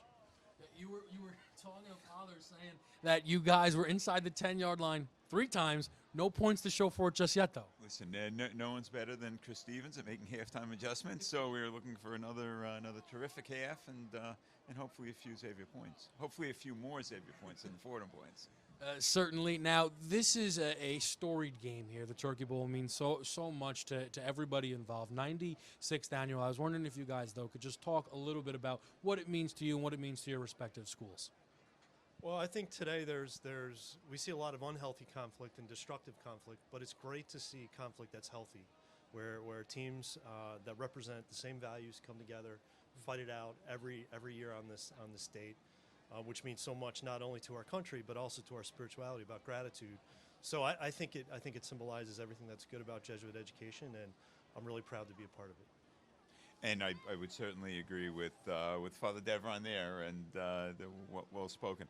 It's, there was a time where I thought I'd have no interest in Thanksgiving games, right? Who wants to get up? It's cold. You want to do other things, and I just love this day. Right, it's a great day for Fordham Prep. It's a great day for Xavier.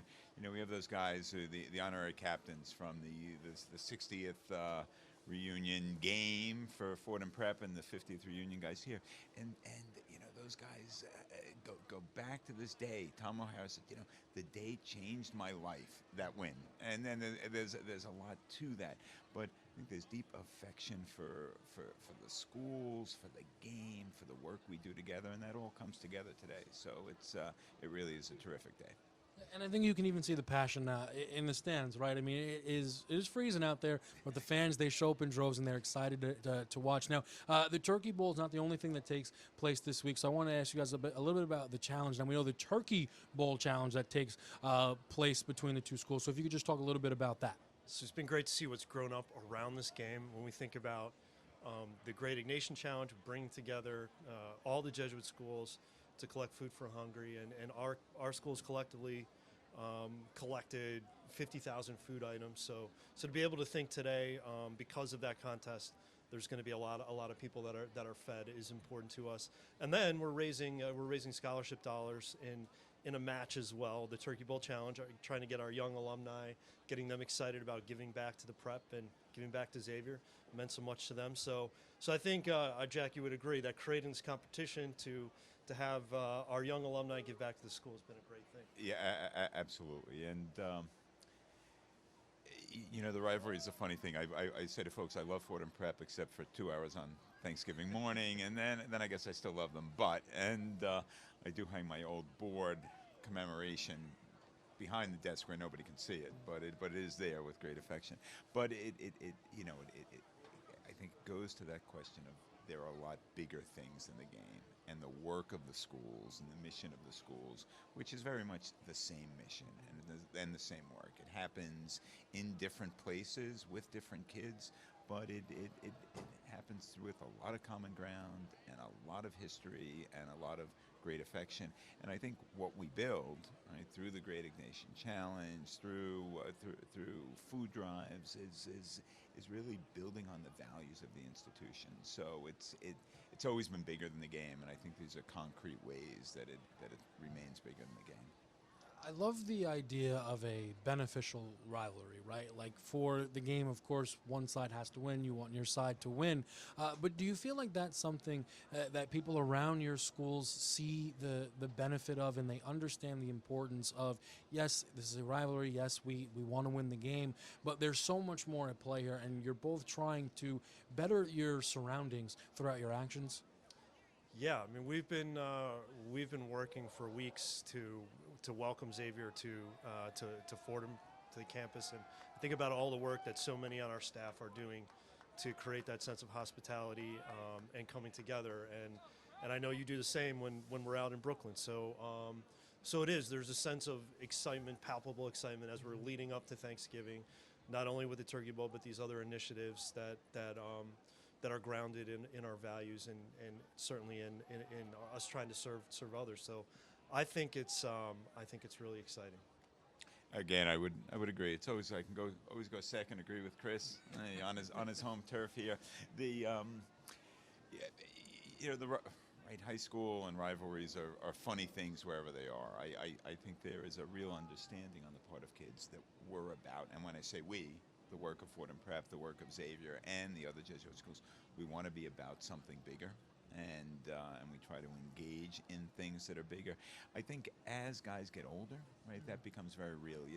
The rivalry stuff ends almost automatically the day after graduation, because you have Fordham Prep kids rooming with Xavier kids at Georgetown or at Fordham or at PC or at other places, and the common ground becomes what anchors them.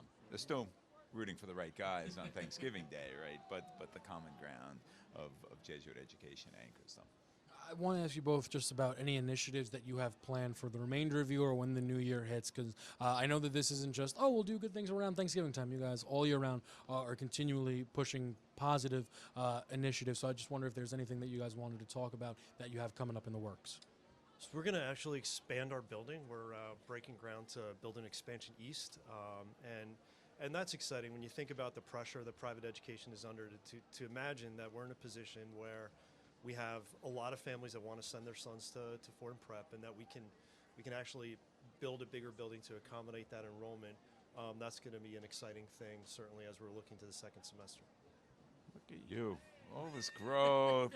It's nice to have land in the Bronx. We have a little bit, not much. More than we have in Manhattan. Always lots of things going on. I think playing off the theme of bigger stuff. I know for both of us, that ongoing question of kids engaged in service, right? Whether that's our seniors out on Mondays, whether that's the CFX program down at Xavier that Joe Petriello started when he was running the service program for us, where we have kids, as does Fordham, out in the summer in a host of places, right? Domestically, in Appalachia, at the border, in Mexico, and doing very good things. I think that sort of the goodness of the holidays, the goodness of the Great Ignatian Challenge doesn't end today, right? And that sense of service and getting out there and making a contribution, I think in both places continues, and we look forward to that. I will close with predictions for the second half, but before that, I just want to ask any messages that you want to send out to your schools or the respective communities on Thanksgiving. I just hope this is a great day for people to get together with family and friends and really enjoy the blessings and give thanks to God. Give thanks to God for the ways in which Fordham Prep and Xavier have been used to bring generations of young men and their families closer to God. That's a reason to pause today and give thanks. Yeah, this work, and I know I speak for Father Devron as well, it's a great privilege for us to do this work, and it's a great privilege to be engaged in this work of Jesuit education, and today is a reminder of that, a reminder being here, and a reminder of how much bigger it is, right, of alums watching online, of people joined to us in prayer, and us joined to them in prayer. So it's a day of great blessings, and very conscious of that. Let's talk about it. I mean, it's 14-0, but he mentioned it, right? I mean, the Xavier offense has been rolling. Vita Burgers look good, but Bufano's made the big plays on offense for the Rams. What are you thinking for the second half? Listen, it has been a defensive game, so I think if Bufano can keep performing the way he's been doing it, I think we just got to keep rolling the way we are. We'll have a Rams victory. I'm hoping the wind picks up and shuts down the Fordham passing game, and I'm confident. I'm confident in that 28-21 Xavier victory here. We'll get it for you. I love the exact prediction. Thank you guys so much. We'll turn it over to the PA. Thank you guys so much. You're welcome.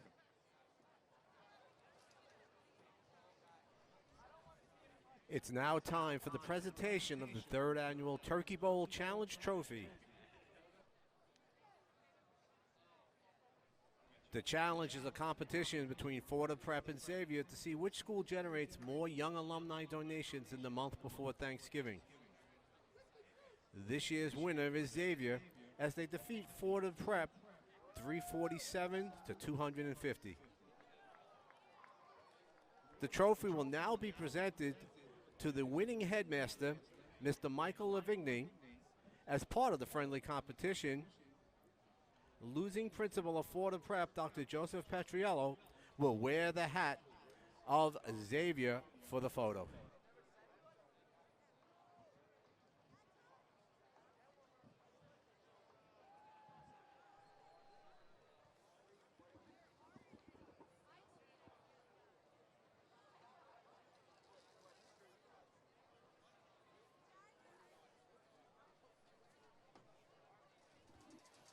So right now, taking place on the field, we have a ceremony between the two schools as they talk about the Turkey Bowl Challenge, a challenge where the two schools compete to see how many of their young alumni can donate back to the schools. And I was just talking actually to both presidents over on the video stream there, where we were just getting their insight on this rivalry. And they had one of, honestly, my favorite messages I've ever heard, just kind of being around these type of games. And yes, it's a rivalry, but it's a beneficial rivalry. It's competitive in that you want to win, but there are positives for both sides. They're trying to do good with their rivalry. So yes, you want your school to have more donors than the other, but it's not like you don't want the other schools to donate. You want there to be benefits to both sides of this, and that's exactly what the Turkey Bowl Challenge represents, what the Great Ignatian Challenge represents here. So both of these schools doing a fantastic job today, and I think you see that on full display right now with just the crowds that have packed this stadium. I we had a weather report because it's freezing down there. It is a very cold day, but it's a lovely Thanksgiving. And you see these people, this is how they want to spend their Thanksgiving, watching Fordham Prep play against Xavier. And it's a part of their holiday. And I think it's something to me that's beautiful. There's more people here than there is at the university games, I got to tell you. But as important as the game is on the field, and, that's why we're here and we're all watching, it's so much more than that. You got two Jesuit universities coming together for this game every Thanksgiving. They have those values, and they all want to do good, and they come together for that, even though they're enemies on the field. So we're going to have Sam talk to Coach Stevens at one point as he comes out of the tunnel, as they get prepared for the second half there. Before we do that, though, I believe we've got some stats that you want to run through, Gene. Yeah, well, just the first half summary. It's as advertised. It's what we expected. It's Xavier running the ball. They were pushing it down Fordham throats to start the game. It looked like it was really going Xavier's way until you had a fumble on the first drive. Next drive, you come out, turnover on downs inside the 1 yard line. I mean, two unreal goal line stands from Fordham Prep that really allowed them to have this 14-0 lead. Because the way it was looking from the beginning, it looked like it was going to be all Xavier. It certainly did. And I'll ask you, if you had to ask Coach Stevens a question, what would you be wondering from him as he's getting ready for his Xavier Knights to crawl out of a 14-0 deficit? Well, I would ask him what he's going to change, because it seemed Fordham's almost figured it out. And the thing to figuring it out, you don't really change anything scheme-wise. It's just, are your guys going to beat the man that's up against them? Because you got to move your guy off the spot, because that's all momentum. Fordham stopping that run, I mean, like they were stuffing it constantly after they scored those points. It's all momentum, It's one guy outplaying another. It's nothing changing in the strategy. Xavier's running the same plays. Fordham's running the same D. I think right now for Xavier, the two big things that they have to really be focused in on, one is the secondary, because even on the first drive that Fordham ended up having to punt, that was because of a penalty. They were able to pick up a long third down through the air to McCarthy, but it got negated with that penalty. So I think you got to really focus on the secondary. And again, Ishii's done a fantastic job with that group, so I think that he will. The big thing and the real concerning point, because it's something you mentioned on the broadcast, and if you were going to be biased, you would be biased towards Fordham Prep. And you, without hesitation, said it is almost impossible to stop Xavier on the goal line. So that just speaks to how effective they usually are in there. Two goal line stands. One of them that had two tries from the 1 yard line, no points. It was unreal from Fordham Prep, and it really makes you wonder how Xavier's going to come back in this game. Like we said, I thought that the weather favored Xavier. I thought it was going to be ground and pound, but Fordham Prep's air attack seems unfazed by these winds and cold temperatures. So Xavier, not really the comeback kids, because they don't have a quick hit offense. They methodically drive down the field to put points up on you, but that doesn't work when you're down 14-0 to a high-powered offense. Fordham's almost moving the ball at will, it seems. The only reason they only have 14 points is because of time of possession. I feel like they've only had 3 or 4 possessions, scored on 2 of them. I think that is a good point. 14-0, it's not insurmountable, but Fordham is coming out with their offense to start, and they have been incredibly effective, but last time they were on the field, Xavier ramped up the blitz, got a huge sack, forced a fumble that created an opportunity. I wonder if now Xavier says, to cover the secondary, we have to pressure Bufano, we have to test their offensive line, and that's the way to stop this pass attack. Like you said, Fordham Prep really has been going with the bend, don't break, because they've given up just about everything except points. You got strip sacks. You got guys marching down the field to the 1 yard line. They just don't give up those points, which is all that matters at this point. I think that is a fantastic point. I do want to make sure that I recap the two scores that we saw within that first half. The 1 yard touchdown run that came from Bufano capped off a 99-yard touchdown drive that featured back-to-back huge plays in the air, a 30-yard pass to McCarthy, then a 29-yard pass to McCarthy. Absolutely fantastic stuff on that drive. They then were able to get the ball back, and a 51-yard touchdown connection from Bufano to Lafredo led to a 14-0 lead for the Fordham Prep Rams, and it has been really so interesting, because I don't know if the score represents how wild of a game this has been. Goal line stands, forced fumbles. It's featured a little bit of everything except for that Xavier touchdown, and you know they're going to be chomping at the bit. What I find so funny is how hilarious, how unpredictable this game has been thus far. It's actually been so predictable. There's been so many crazy things, but, for the Fordham Prep Rams, Wallace is doing it on the ground, Goodkin's doing it on the ground, McCarthy and Lafredo through the air. Those are the two guys. Bufano's been stellar. And then on the other side of the ball, Wittenberg is doing it for Xavier. He's leading them in rushing. And it's everything you expected, yet there's been so many unpredictable plays. Here's the big question, I think, maybe then, for this Xavier offense, the passing game. They've tried two. The first one, 100%, they had Dimitriadis wide. I wouldn't say wide open, but he beat his guy. A good pass there, and he's probably able to split them for a big-time game a little bit wide left.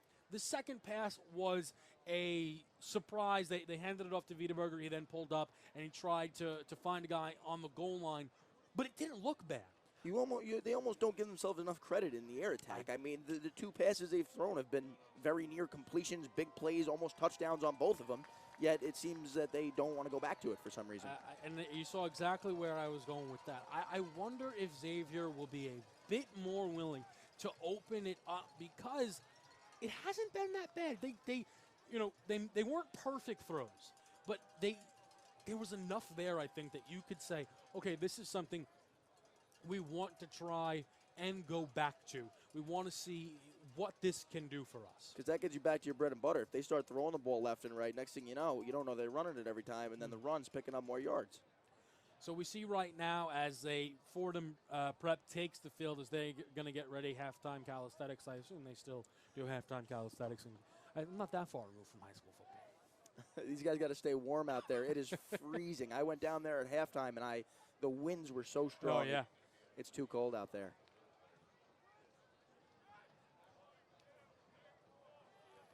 And we see our man Sam is on the move right now. He's setting up. He's going to be able to get that chance to speak to the Xavier head coach, which will be really, really interesting to hear what he has to say. You know, one of the things that I also, as I was talking to the presidents at halftime, and the Xavier president said, I trust Coach Stevens. And I love that. I love the idea of being able to have a guy around long enough that you say, oh, I trust him. Where you're down 14-0 and you're not that worried. It's funny. You almost have opposite sides of the spectrum. You have a guy like him who's been here for so long, and Coach Stevens, and then you have Coach Dean, first-year head coach. Yet I think we do see that trust in him, as he's, given us every reason to today with the 14-point lead. And another thing to watch is this is one of the things where sometimes teams can hurt themselves, right?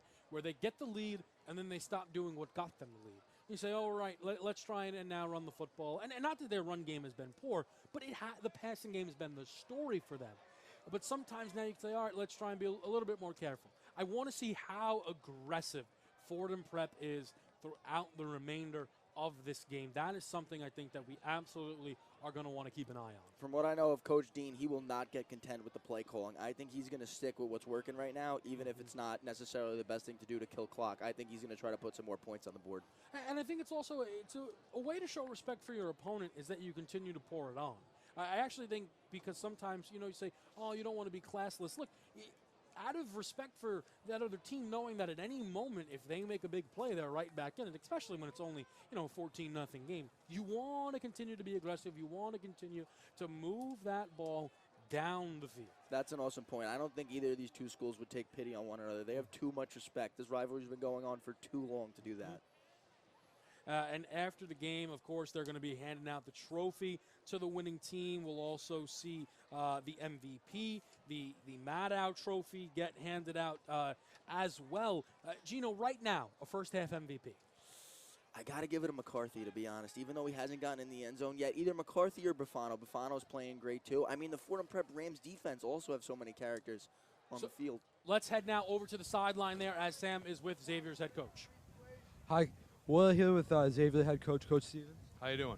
Good. So how do you feel? You got held up right before the halftime. How do you feel going into the second half? Well, the problem is we fumbled the ball going in once. We get stonewalled going in twice. We don't go in a third time. We should be up in this game 21-14. We just got to finish. What was the message to the team at halftime? Hey, score one. Get the first score, and then we'll go from there. Awesome. Thank you, Coach. Simple but effective. Score one. And you know what? I love that. Oh, we should be up 21-17. He is. It's not that he's taking it for granted, but he's telling his guys, "Hey, we're right there. We absolutely could be leading in this game." And he's not wrong when he says that. Now, Coach Stevens very blunt. What we were alluding to earlier, that Xavier played just as good as Fordham in that first half, yet they trail 14-0. Things could be different if a few plays went their way. It will start with the Fordham Prep Rams offense on the field. Ball is caught at about the 10-yard line as Zach Wallace tries to make one miss, find some space, and cut it upfield. Makes a couple of miss as he is taken out there. As the Rams will get set to start this drive, it was William Aubrey on that tackle. You know, a lot of coaches, that'll drive him a little bit crazy, but they give Wallace free rein on that. A lot of coaches say stick your foot in the ground, get north and south, but Wallace running laterally across the sideline to get out, but he has the speed to do it, so I think Coach Dean gives him free rein on those returns. And I think that's one of the things, especially in high school, let the playmakers make plays. And I think that's really maybe been one of the mantras today for Coach, is he's allowed his playmakers to make plays. Xavier, you heard the message from Coach Stevens, go score one. In order to do that, you need the football. Defense has to make a stop here. Bufano goes with the play action, roll out to his left, underthrown, but what do you know? That is exact. He answered every question I had at halftime in the very first play.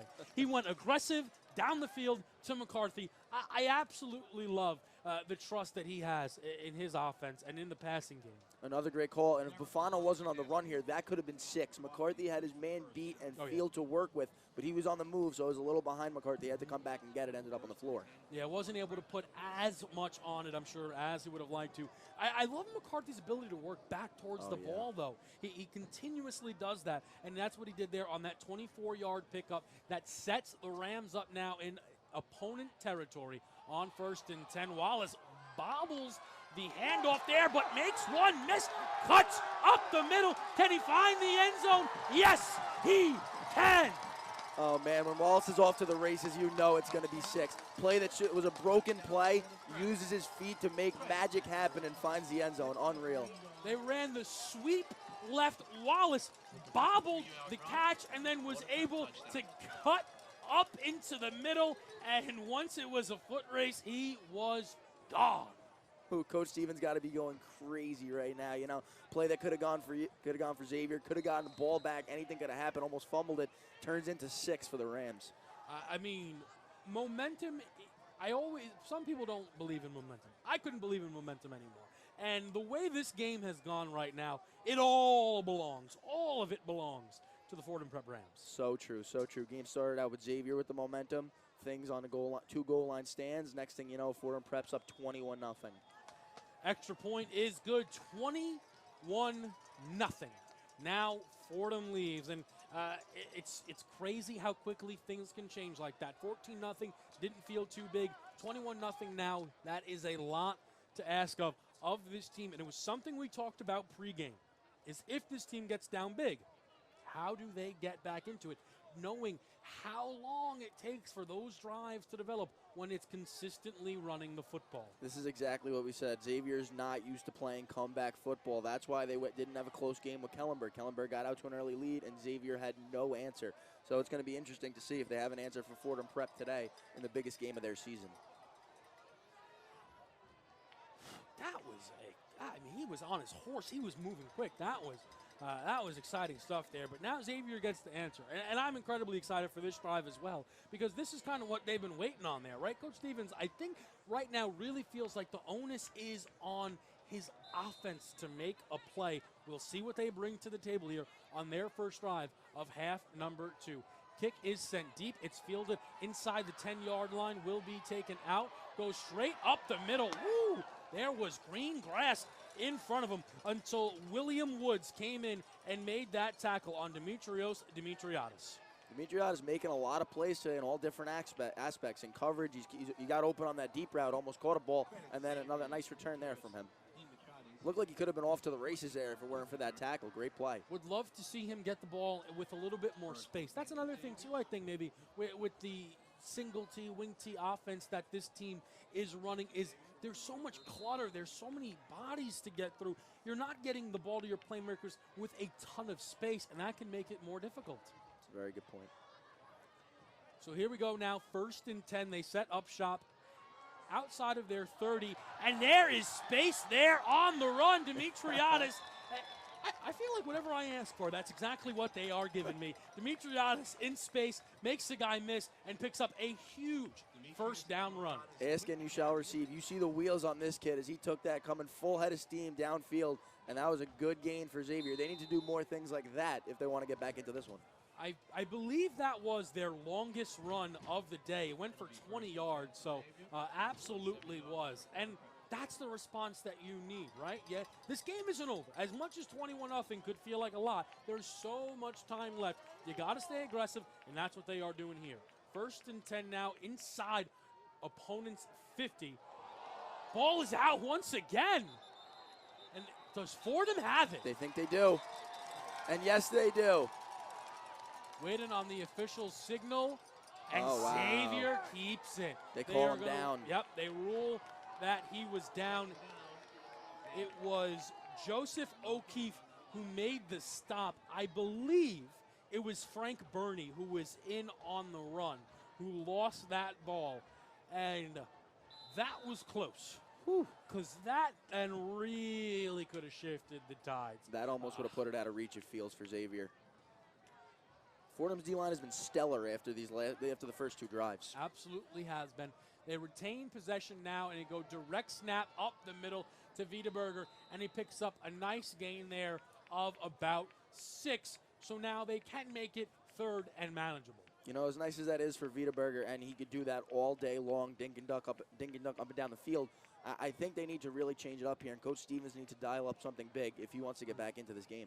And that was Jake Adriana who made the stop. Probably another player that has a case for the MVP with the way the game has been going. Had that big forced fumble on that first drive, was part of that goal line stand as well. As he tries to help his team get another stop here on a 3rd and 7. They go with the inside counter, cut up the middle. Dimitriadis has space, and he has a first down. That's how you're going to keep the sticks moving, keep them off balance. You know, you got a lot, like you said, a lot of clutter, a lot of motion in that backfield, a lot of commotion. Nobody knows where that ball is, and then when you're giving it to a guy with the wheels like Dimitriadis, who knows what can get picked up. Michael Rice makes the tackle. The counters in an offense like this are always the most dangerous play. I'm sure you know from being on the sideline playing against a Xavier defense like this, it's always the counter, the underneath, because sometimes there's so much going on, you don't even know that he has the ball. A guy always just misses. Yep. So here we go again, run the shift once more. What a tricky little number that is. Ball is snapped to Wiedeberger directly, goes up the middle, has some space, and has himself what looks to be another first down, perhaps back-to-back first downs for Xavier. And now, what was a very close call on almost a dare I say, game-ending fumble, they are moving the ball with some success, and they are going to signal first down for a 10-yard pickup on that Wiedeberger run. Xavier's marching, they're moving the sticks, but it's going to come down to what we've seen all day. Can they put it in the end zone? Absolutely. This is exactly what Coach Stevens preached. Put one in. Can they do it? They are set. Wiedeberger goes counter. Dimitriadis tries to make one miss, but is stopped in the backfield. That was number 44, Michael Rice, who came in and made that tackle for loss. Mike Rice having a tremendous season. He's only a sophomore, had 24 solo tackles, 36 assisted. He's unreal. He's a big force for this Rams defense. That is a future captain if I've ever seen one. Oh, Sophomore for sure. making plays like that, part of the defense, that screams captain if I have ever seen it. So now it sets up second and long, 2nd and 13. A big, big play here for them. The ball is on the 27-yard line as they see what they can pick up. Go with the shift. Once more, they go strong side left. End around comes Dimitriadis, and Wiedeberger fakes it, goes inside, and does enough to try and get it back to the original line of scrimmage. Looks like he'll even be a little bit short of that. 3rd, long, huge play here as Jason Sands makes the stop. So here's the thing. Are we in 4-down territory? I think we are. I really do. And it's going to be really interesting to see what Coach Stevens dials up down here on 3rd and long. Back to what I said before is Xavier's nightmare. They don't really have many 3rd and long plays in their playbook. 3rd and 12 for Xavier, but if it is 4-down territory, then you're looking for 6. You're looking to cut that in half and make it manageable for your group on 4th down. We'll see what they go with. Hands down, no shift coming. They go jet sweep to Dimitriadis. He's got a lot of space in front of him. Makes one miss, cuts it upfield. And he's taken out at about the 5-yard line. Fantastic play. This whole drive is what you asked for. Dimitriadis out in space. I think he has almost all of the yards for this Xavier offense. He's really getting them going now, and they need to put one in the end zone bad here. That, for me, was the most modern look I've seen of any of the plays they've called. The jet sweep for Dimitriadis. Absolutely love that. Turned that corner, made one miss, and a really, really nice pickup for this Xavier offense, who's now got 1st and goal from the 5-yard line. Can they punch it in?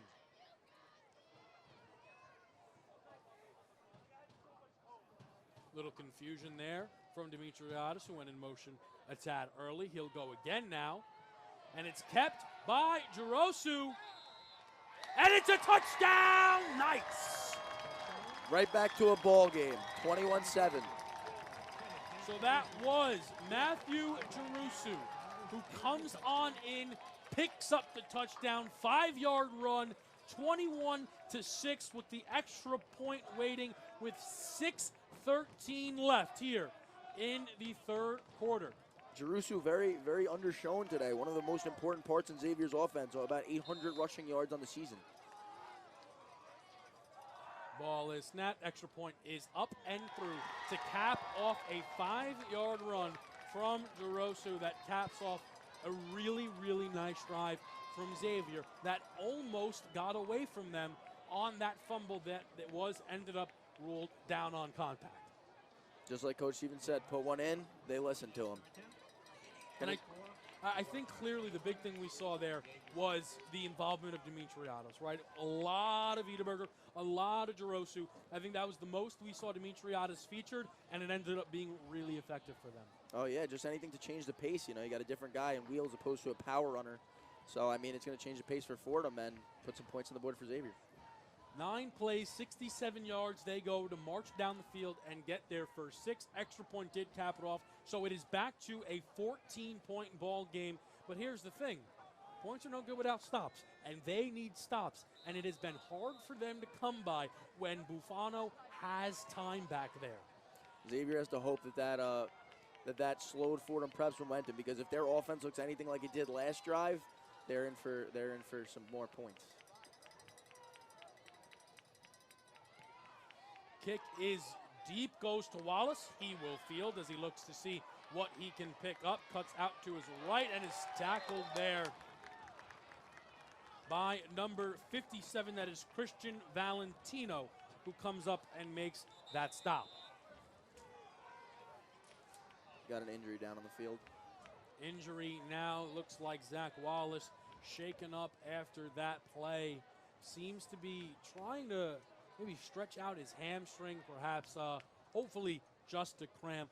Would hate to see this game lose one of its star players. This would be a huge loss for Fordham Prep. He really has been their workhorse all season long. Like I said earlier, 900 yards, 10 total touchdowns. He really has done everything for this Fordham Prep Rams offense. And the last time we saw this Rams offense on the field, I believe it was a 47-yard touchdown run that Wallace took to the house on a sweep play, which was absolutely fantastic. And Fordham Prep other running back, sophomore Matt McKillop, injured for this game, so he can't play. I think then maybe we're going to see a little bit more of Goodkin than perhaps featured for this team. Jack Goodkin in the backfield is definitely something special. So even though Wallace would be a big loss, we'll see how the Rams do without him. They are still tending to him on the field. You know, things just seem to be going Xavier's way. I mean, they put in that touchdown drive finally, and then one of Fordham Prep's best offensive weapons goes down. So it's going to be interesting to see how they respond.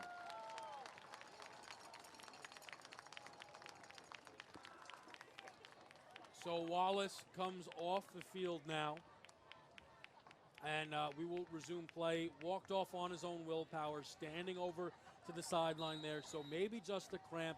We will give you any updates that we could potentially get from our sideline reporter. We know Sam, always on the case.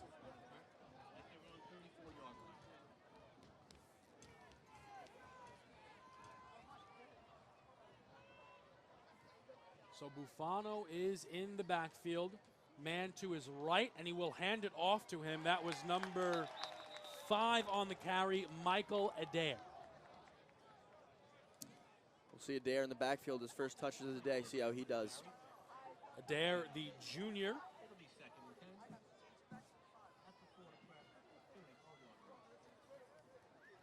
And Wallace enters the game. So that mystery there solved pretty easily there. Shaken up, most likely a Crampton, I would assume, on that kick return. But he's all good to go, and he's all set as he joins Bufano in the backfield. Give Prep fans a little scare there.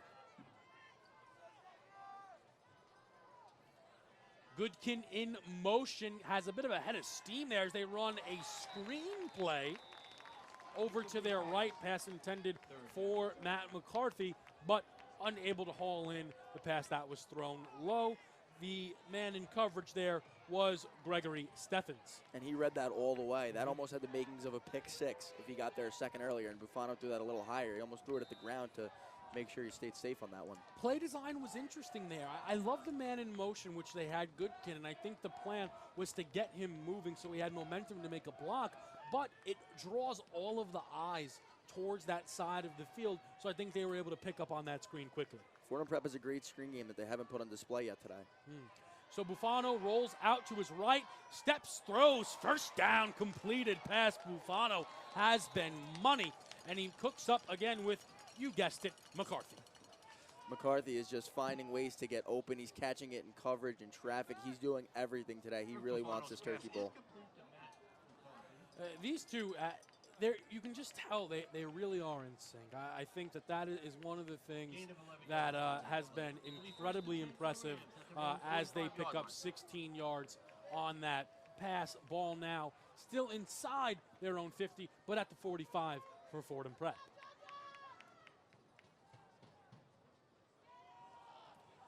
Goes to Wallace to his left and is able to pick up over 10 yards, well over 10. I thought he stepped out. I thought I saw yellow thrown on the field, but my eyes could have deceived me. I saw the flag too. I'm pretty sure it's coming back. So that was a big, big gain there. It took it inside the 40-yard line. The question is now, is it all for naught? And yes, it is. Holding goes against the offense. I'll tell you, Wallace's numbers at the end of this game might not even tell the full story. He's had a couple of big runs called back for some holds. And even the plays that he only picks up a few yards, he makes men miss on a play that should have been a loss. Little Saquon Barkley-esque, maybe? I see it. I don't want to get ahead of our skis, but he's been very, very effective today. So 1st and 20 now for Fordham Prep. After a nice 16-yard gain, they moved back, though, quite a bit on the holding call. That negated a huge run there by Zach Wallace. They go trips right. Bufano and Wallace are the two in the backfield. Bufano takes the snap, fakes the play action, steps, throws, downfield, has Goodkin right through the hands. Woo! That was a lovely play design. Had the man open on that flag route. Goodkin dropped it. Wow, that would have been some catch. A great throw from Bufano. He put it where only his receiver could get it, and Goodkin almost came down with that one. They really keep going back to that flag route, and it's worked some magic for him. So it looks like we have roughing the passer. Oh, excuse me there. No, just Conley was able to connect with Bufano as he was releasing that ball. But Bufano was able to make a really, really good throw. But we see now Conley being disruptive, right? He was the one who forced that fumble on the sack, able to get to Bufano that time. Would have been still fruitful had Goodkin caught it, but he did not. So Bufano again rolling out to his right, and whoo, Conley coming in again. He is making some plays in the backfield. Bufano looked a little shooken up even after that play. One of the things, again, I think, right, Coach Dean, it's predictable. 2nd and 20, going to throw it. He throws it. He goes, yeah, I'm going to throw it. I'm not. He's not one for the conservative draw. The don't worry about it. Handoff. As we get 3rd and 20, maybe they go into that bag of tricks in the screen game you were talking about. They very well might. And Coach Dean, Even if you know he's going to throw it, he said, I don't care that you know that I'm going to throw it, and I'm still going to do it because he believes in his offense that much. So now we have Bufano in the backfield as he is joined by Wallace. Trips out to their right, and we had a whistle coming in as a timeout is taken by Fordham Prep. 4:26 left here to go at Coffee Field, 96th annual Turkey Bowl taking place between Fordham Prep and the Xavier Knights. It is 21-7 right now. The Rams are leading. Bufano has run for one, throw for one, and we saw Zach Wallace run one in. That leads to the 21 points for Fordham. And then we saw an answer on the last drive for the Xavier offense with Jerosu finding the end zone and getting 7 back for them. So now we got 3rd and 20 here. Rams offense going to need a lot if they're going to pick this up. Momentum seems to be swinging back into Xavier's way. You really don't want to give them the ball back right now. You do have to be careful because they are ramping up the pressure. Kevin Conley is starting to be very disruptive in that backfield. One-man wrecking crew, like I said earlier, a little Aaron Donald-esque, putting some pressure on Bufano, making him think twice before he rolls out. What's particularly impressive is he's a linebacker. So it's just when they're sending him on those striker blitz, it's really paying off. Trips right once again. Bufano takes the snap, looks to his right, works back to his left, trying to find, and he is sacked. Xavier defense comes up huge. Big hit by Milton Guzman. He batted down a pass earlier. Giovanni Berni also got in on the sack. Nicely done there by the Xavier defense. It's 4th and a mile for the Rams, who obviously not going for anything here. Not a great snap on that punt either. Gets it away. Decent punt, though, and a friendly bounce. A really friendly bounce. Will take that all the way down to the 24, 23. That is nicely done there. That is Quinn English, I believe, who is trying to blow the ball down the field, waving his arm, seeing if he can get the wind to pick up. That was a fantastic punt with a really nice roll. Net of 52 yards. You know, outside of that great punt, things are just what the doctor ordered for Xavier and Coach Stevens right now. They get that stop that they needed, they put in that touchdown, and now they get the ball back. Absolutely, absolutely. Now, Xavier does need to capitalize, though, right? Oh, yes, they do. And we saw they got Dimitriados out in space a lot more on that last drive. What do they draw up here as they look to cut into this lead? It goes to, I believe, Dimitriados once again, but this time stopped at the line of scrimmage. Yeah, he swallowed up there. This Rams run defense has been pretty relentless, you know, outside of the first 2 drives where they moved it at will and the last drive. But that big hit seems to have shaken up Dimitriados. William Woods was the man who delivered that big hit now, so the doctors will come out and check on him. Looks like he's grabbing perhaps his ankle, maybe his knee. Hopefully everything all right. Like we said with Wallace, it would be very sad to see one of these offensive weapons or defensive weapons obviously go down, because we want the best players on the field. This game has been great so far. Dimitriados, the senior out of Brooklyn, really, really instrumental on that last drive, and we will give you the report on him. Able to, looks like, walk off. Yes, he is able to walk off over to the sideline on his own power. Perhaps we will see him re-enter this game. Was I think the key weapon last drive. Now Xavier going to have to do it without him, at least for the time being. Yeah, it's really an important drive here for Xavier. They got a 2nd and long, need to pick up some good yardage here. Don't want to get caught in a 3rd and long, have to punt it away back to the Rams. Wouldn't hate to see a shot play here on 2nd and 10. No one wouldn't. Wouldn't expect it on a play like this. So I wouldn't mind it one bit. We'll see what coach has drawn up for his guys. Hands are down. They go with the counter once again. Cut up inside. Looks like they're able to net about 6 yards on that run. And now Conley has come into the game on offense and gotten a carry. What is this kid not going to do today? Kevin Conley, the do-it-all man, perhaps earning some reps with his play on the defensive side of the ball. Hey, coaches can recognize when a player really, really wants it. I think that's been a great way to describe Conley today.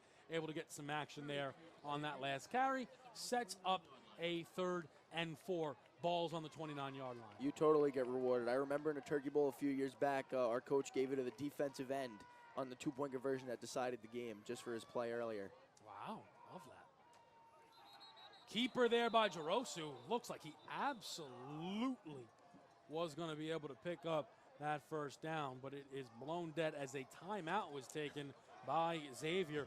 Might have burned themselves, though, on that one. Jaruso not going to be happy about Coach Stevens calling that timeout. He had daylight in front of him.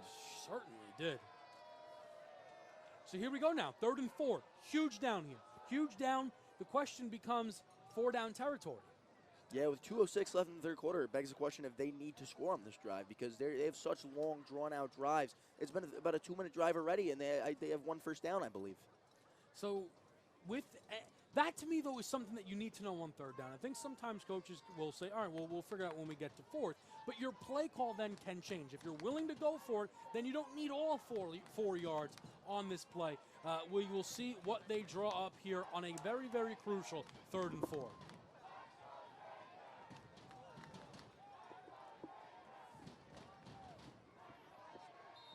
Big play here.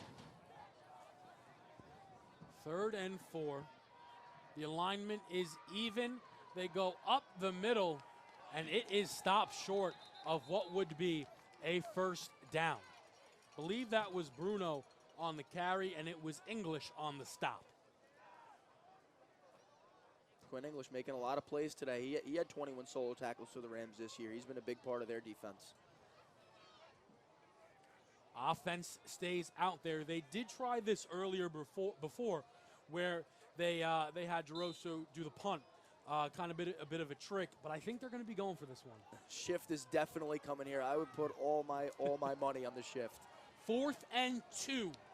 Huge play here as that clock gets closer and closer to that 4th quarter. Shift did come, no movement from the Rams. Waiting on the snap. Will it come? It does not. Now that is really, really difficult there for me with the timeout coming in because if I'm not mistaken, I might only leave Xavier with 1 left.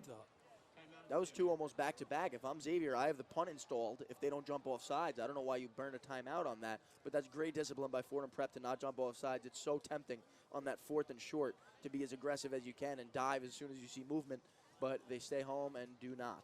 The thing is, I don't think they've sent out a punter.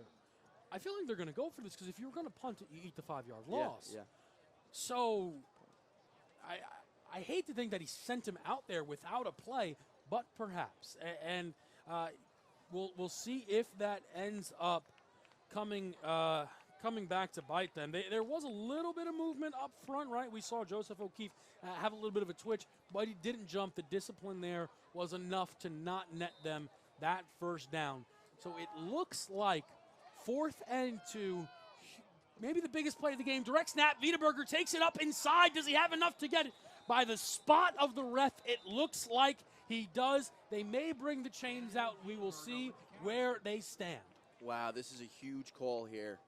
See where the refs spot him. By where the ref ran in from, it looked like it would be enough to get it. But we will have to see where it's positioned. First down is the call. Wiedeberger with the run. That's huge. You give the ball back to Fordham Prep inside their own 30, up 21-7. Things aren't looking good for you. They needed that first out, and they got it. If you have your notepad out at home, though, do mark 1 timeout remains now for the Knights for the rest of this game. They got the first down, but at what cost? Like we said earlier with trust, that's Coach Stevens trusting his guy Wiedeberger, his number 1 guy who he gives the ball to. And wow, it looks like they're bringing out the chains here. Maybe not a first down. After the official gave us the go-ahead for the first, he wanted to do it again. It's his favorite thing to do. Loves motion in first down. So let's get the chains out here. I want to do it again. It would have got to do it either way. So here we go. 1st and 10 now. Ball is on the 33-yard line for the Xavier Knights. Clock is running, so we are going to be inside a minute just shortly as the fourth quarter is approaching. Still a 21-7 lead for Fordham. Keep from Jeruso goes inside the middle and looks like he's done enough there to pick up 4 yards. Tackle made by James McGowan. His second tackle on the day. He's doing a great job in the secondary for Fordham Prep, keeping things calm, making sure nobody gets open. Not that Xavier's threatening to throw the ball, which I really do question. What do you make of this, that they haven't taken a shot yet this half? I think they are waiting on it. They probably feel like they haven't had to do it just yet. The thing is, if they're going to get points, it's not going to really be, I mean, it would be a complete shock if it came before we got to the fourth quarter. But if they're able to get it, it still then would be just a one-possession game. Run goes inside, able to pick up about a yard, I would say, on that carry, which will bring up 3rd and 5. And I think with the result of the last play, as George Gaspar, middle linebacker, comes in for another tackle, I think what we could assume with the result from the last play is we know this is 4-down territory. So here we go. It looks like now the fourth quarter is upon us, unless there was a timeout taken by the Fordham sideline. Fordham Prep guys throwing up their 4s, indicating it is, taking that from Nick Saban and the boys over at Alabama. End of the third quarter, 21 for the Rams, 7 for the Knights. Xavier, though, trying to drive, trying to make this a one-possession game. We are going to get a word from Sam in just a second. Sam, believe you are ready to go. What is it looking like there on the sideline? That was a big change of possession. The Fordham bench is a little frustrated with that call right there, but they're optimistic. They're looking good. They're up 2 touchdowns, and everyone's excited. They're excited to get this victory. They're excited to go home and eat some turkey. I know everyone's cold. Everyone certainly is looking for the turkey, but it will not taste as sweet as victory, and that is what is on everyone's mind right now. This feels like an almost must-score drive here to start the fourth quarter. Yeah, absolutely. Absolutely is. Again, I don't think that we've overstated it. The drives are long. It really, really does cut into the clock. And now, with only 1 timeout left, I think it is a must-score drive for them. 3rd and 4. Ball on the 39-yard line. Snap goes to Wiedeberger. Hands it inside to Conley. Cuts it up into the middle. Looks like he's going to be able to pick up a yard on that run. Maybe 2. So we're going to get 4th and 3, 4th and 2 coming up here for Xavier. They're definitely going to be going for it now. Not a question. And one of the key things is we have not seen Dimitriadis check back into this game since he left. Tackles there made by Murray and Woods. Adriana and Woods, rather, excuse me.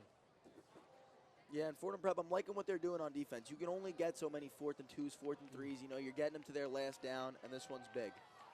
4th and 2, Xavier needing the first down. What does coach draw up? Man in motion. Wiedeberger fakes it, goes into the middle, pushing. Does he have enough? It is going to be incredibly close. Once again, with the referee positioning himself, we have a first down. Wow, another close spot, man. Xavier is cutting it close on these first downs because one of these goes the other way. Next thing you know, Fordham Prep is in Xavier territory. And really, with this type of offense, with the runs, right, usually you do break off that 20-yarder at some point. They did have one with Dimitriadis on the last drive, which led to the score. They need one of those on this drive. I think they're setting themselves up, keep going up the gut, and then, you give Dimitriadis a little jet sweep action in.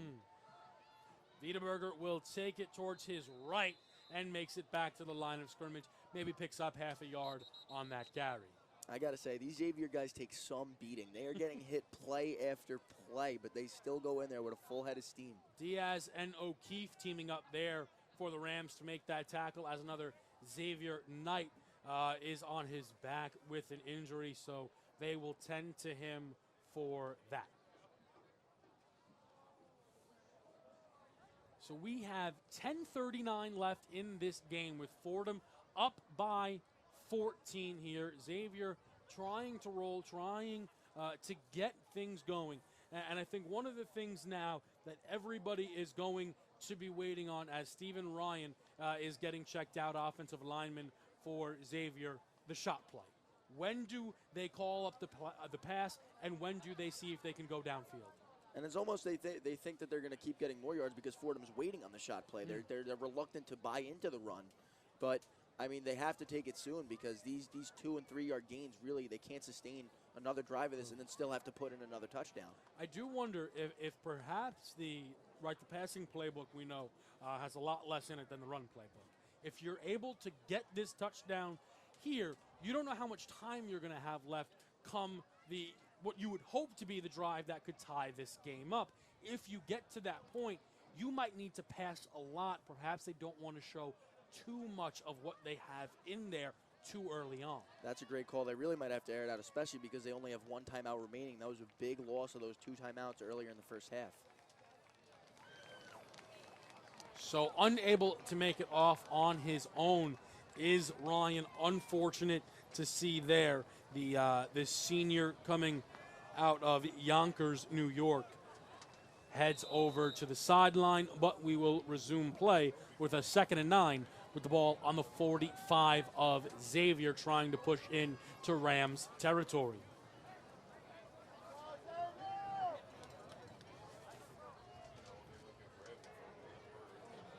Handoff there, direct snap to Wiedeberger, foot fake, the handoff goes in, flag thrown. Flag thrown, perhaps some extracurriculars after the whistle that will go against the defense and cost them, might be a first down for an unsportsmanlike. We'll see what they blow.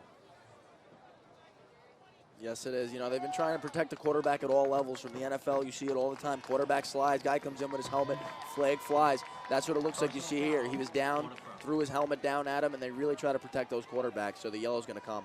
Yeah, that foul came in. It is a personal foul. It's a first down. I think it was on James McGowan, if I was able to hear the ref say 22 all the way up here in the booth. I think so, but if it wasn't him, my bad. That's a big penalty, though, because it puts them right into Fordham Prep territory, and it really gives this drive a little bit of momentum that was much needed. McGowan now comes out of the game, so I feel like that was a spot-on call by me. Here we go. First down now. They are moved into Rams territory. Ball's at the 41. Wiedeberger to his right, has space, cuts it up, and takes that. Stepped out a little bit earlier than I had thought. Grabbed 6 on that run. That one looked like it almost had potential to be a big play, a chunk play, but Fordham Prep does a good job of forcing him to the sideline, giving him no lanes to cut through. So Goodkin checks in.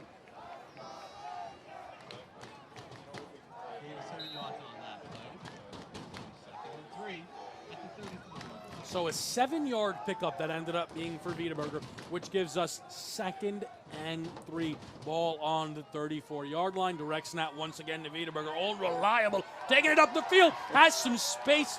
Driven out inside the 25 and likely up to about the 22-yard line on another really nice run for Wiedeberger. He's starting to have it going. He really is their bread and butter. That looked like an almost instant replay of the play we just saw before, and they're really getting it going now. That's how you know it's effective, when you can run the same thing over and over again, even when the defense knows it's coming, and still gain some yards on it. Absolutely. I remember back to my Holy Cross days, ran 36 power, went for a touchdown, called back on holding. We ran at the next play, scored a touchdown again. Not the bread. Wiedeberger takes it again, same exact play, and the results, as you said, exactly what you want. Last one picked up 10, looks like that one picked up 9. Really great stuff from him. Great push from the offensive line. Yeah, this offensive line doesn't get enough credit. It's just as exhausting for them. I mean, pass blocking, you get to at least take a step back, let the guy come to you. Run blocking, you are constantly driving your man off his spot. It's a fantastic point. So here we go now, 2nd and 1. Ball's on the 15-yard line. Wiedeberger to his right, goes up the gut. This one not as big of a play, but looks like it is enough for a first down. Daniel Wiedeberger with the carry. And yes, it is. They're moving the sticks.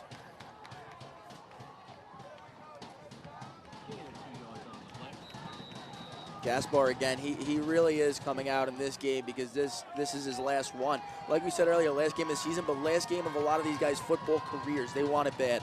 That's absolutely true. Wiedeberger to his right, cuts it up the middle, has some space, and it's inside the 5 now. Whew, now they're rolling, man. If Xavier punches this one in, it is really going to be an exciting finish. William Woods comes in and makes the stop. Last play, Wiedeberger. The play before that, Wiedeberger. The play before that, Wiedeberger. I think you're getting the trend here. They are going to old reliable, and it is working. They've now set up 2nd and 2 with the ball on the 5-yard line, trying to cut this to a one-possession game. Wiedeberger, right side, shakes one in the backfield, and is stopped. Might have had enough for the first down. A huge hit there. That came in. That was George Gaspar once again. Lovely tackle. You know, I've never seen a team's motto truly be, if it ain't broke, don't fix it. But this team truly lives by that prophecy. An injured player now comes for the Fordham Prep sideline. So some injuries starting to pick up here as this game continues. Hopefully, though, all right over there. We'll let you know who that is down when we're able to figure it out. It is actually,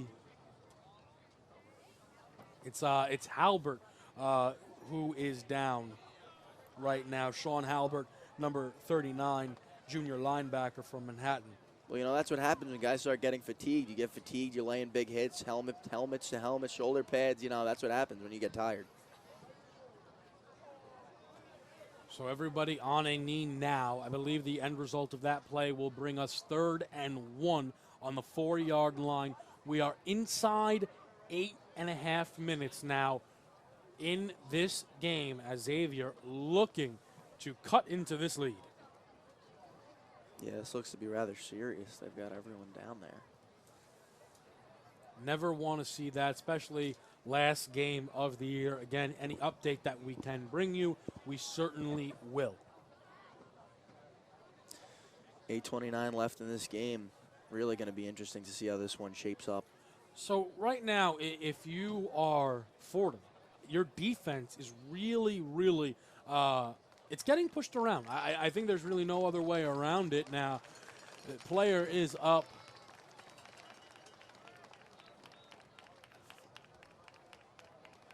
He's walking off the sideline under his own power. I think it might have been a head injury. He's got his helmet off. Good to see, though, able to walk off on his own power. But what I was saying is just, if you're his defense, you're getting pushed around. They're running the same exact play. You've got to be able to find that stop. But this is where it gets tough. You overload the right, counter left. See if they can go back to the first half and get a goal line stand here. 3rd and 1, ball on the 4. Goes to the opposite side. Touchdown, Xavier! Matthew DeRusso, touchdown number 2 for him, and it is a 1-possession ball game. Man, this one's really gonna be a good finish. DeRusso again, 2nd score of the game. Xavier all the way, ground and pound down the field. Huge drive for Wiedeberg again. And he really has been their workhorse, but then it seems DeRusso gets all the glory on those goal line touches. I think that was something like an 8-minute drive there put together by Xavier as the extra point is up and no good. Oh boy, so now Xavier gonna have to find 8 more points if they want to tie this game up as the Prep offense is set to take the field. You know, Kev, I would love to see Xavier have to air it out at the end of this game just to see what that looks like. Such a different look from what we're used to with their wing tee, you know. Get them out in the spread and see what they can do there. You never know. They're not coming out in the spread. Don't get your hopes up. So Xavier is going to get set to kick this off. A really nice drive, again, put together by Xavier. They've scored on back-to-back drives, capped off once again by a DeRusso run. Yeah, he's been crucial for them all season. I don't think he's been featured that much today in terms of carries, but, I mean, he's got 2 touchdowns on the board, so. So an update on that injured player from the Fordham Prep sideline. It was Halbert who went down with an ankle injury. His return to this game is questionable. Xavier, even their kickoff's funky. They have these 2 guys run up the middle. They do nothing conventional, this team. I appreciate it, though. You got to keep teams on their toes. You do have to like it. 8:17 left here, quarter number 4, 96th Annual Turkey Bowl. Xavier trying to complete the comeback, but the Rams have the ball now, and we'll see if their offense can put this away. Uh-oh, big return for Fordham there. That was Kelly Hughes on the return and brought the ball all the way out to the 45-yard line, right on the cusp of their opponent's territory. That's a big return. That's going to give Fordham some much-needed momentum here as they have this crucial drive for the game. Going to be real interesting to see what Coach Dean dials up here. See if he wants to take some clock out to stop Xavier from having that much time left, because we do know how long their drives are, or if he's just going to trust his guys like he has been all game long. As much as you don't want to be conservative, their drives are so long, and your run game has been good. I do not, I would not be against at all relying on Wallace and this run game. And they do go to Wallace, but he is stopped. Tackled for loss in the backfield. That was Milton Guzman who came in and made that stop. You hear the Xavier crowd with the Goose chant. Big play from him. Guzman having himself a game. Deflected a pass earlier, batted it down at the line, J.J. Watt style. Also got a sack on Bufano. And then he makes that huge tackle for a loss. So he's putting together a nice game on the Xavier D-line. He's looking stout. Loss of 2 on that run brings us 2nd and 12, balls on the 42-yard line. Bufano taking his time, getting his men set. They come out in the I formation. Snap once again, sweep right. Wallace trying to get to the outside, not able to do so, and they push him out of bounds. Gregory Steffens on the tackle. And if I'm Fordham Prep here, I am waiting until that ref starts counting down from 10 seconds on the play clock. I am trying to take as much time off this game clock as I possibly can, because as we've said several times before, these Xavier drives are drawn out. So here's the thing. 3rd and 11, balls on the 43. They have gone run. They have gone run.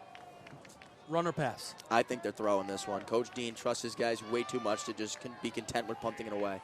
He comes out, trips to his left, and then he's Wallace to his left. Bufano waiting on the snap.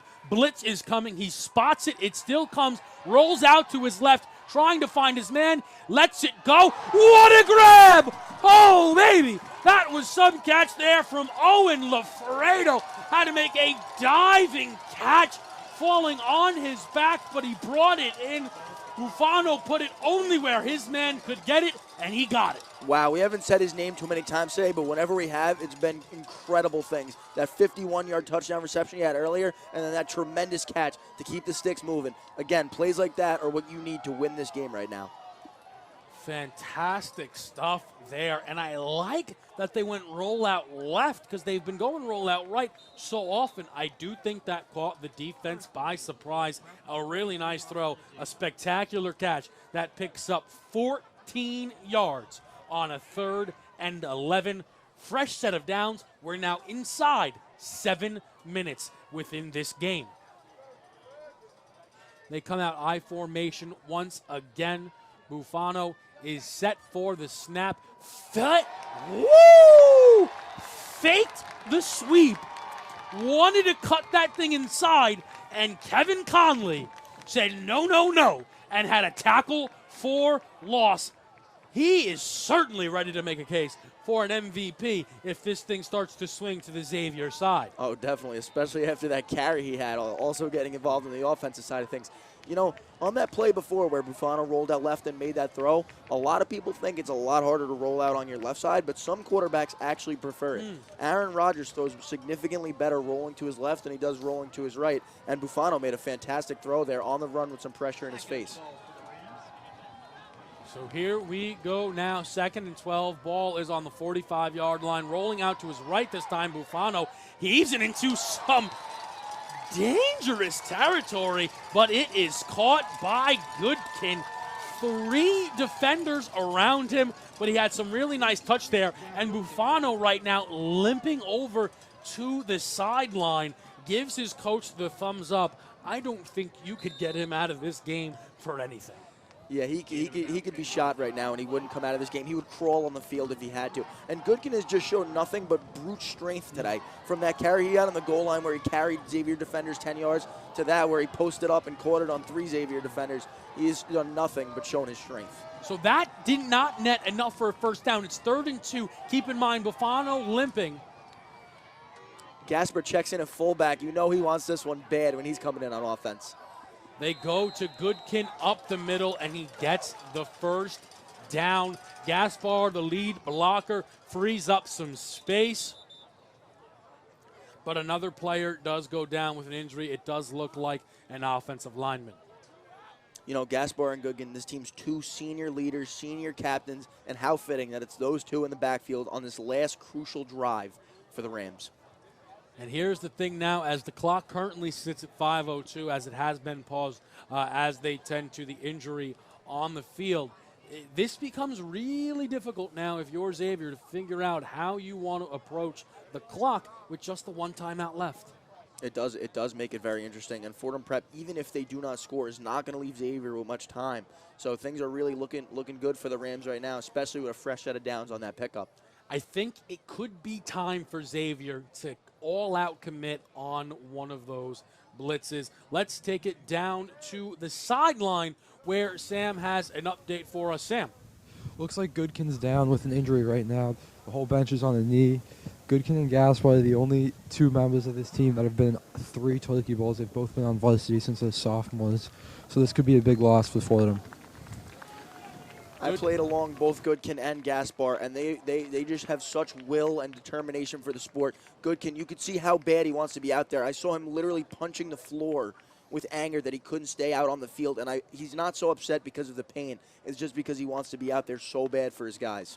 And I think maybe the best signal of that is he wasn't able to make it out on his own power. The doctors were going to bring him.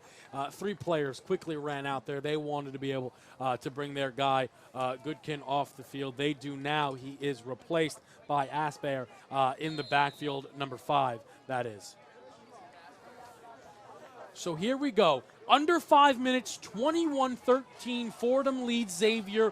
1st and 10 balls on the 31. Buffano is in the backfield seeing if he can put the final nail in this coffin. He has trips to his left. He's joined in the backfield by Wallace. He gets the snap, goes to Wallace, cuts to his right, has some space, tries to make one miss. And he is tackled out. Not before, though. He gets a really nice gain that gets a first down and then some. That looked like a run for about 15 yards. That was a great run by Wallace. And one thing that is a blessing and a curse is his speed, because he always finds himself on the sideline. But on that play, you want to stay in bounds. You want to keep that clock ticking. So it would almost been better if he wasn't so fast and didn't get out to the sideline like that.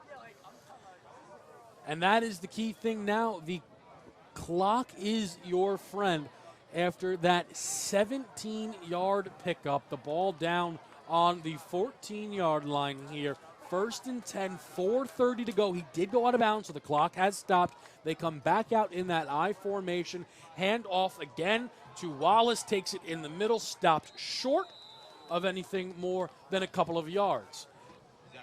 Yeah, this clock's going to tick down under 4 before their next play, so Rams really in good position here. They've got a great kicker that could tack on a field goal even if they can't get in the end zone this drive, so things really are looking bright for Fordham.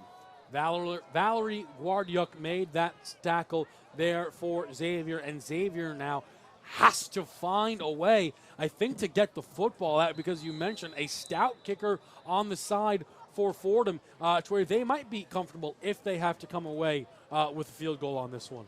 Yeah, Gerard Kennedy's been doing a great job for them all season, putting it through the uprights. You could hear a defense chant all the way up here from the Xavier sideline, but the Rams look to put the nail in the coffin. 2nd and 4 when we resume play. We are inside 4 minutes now. 21-13.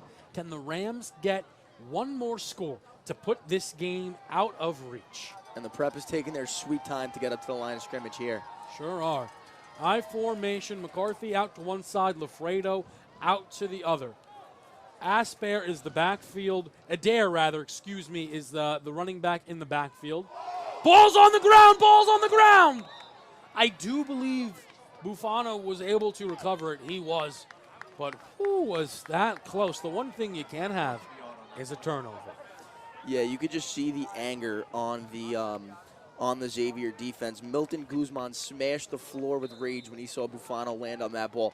That would have been huge and put Xavier right back in position to tie this game up. It does make a first down a little bit more difficult to achieve. It looks like it should be, I would say, 3rd and 7. And guess what? Goodkin back in, no holding him out. He wants to get this first down in his last ever Turkey Bowl. He wants to ice this game. Timeout taken, or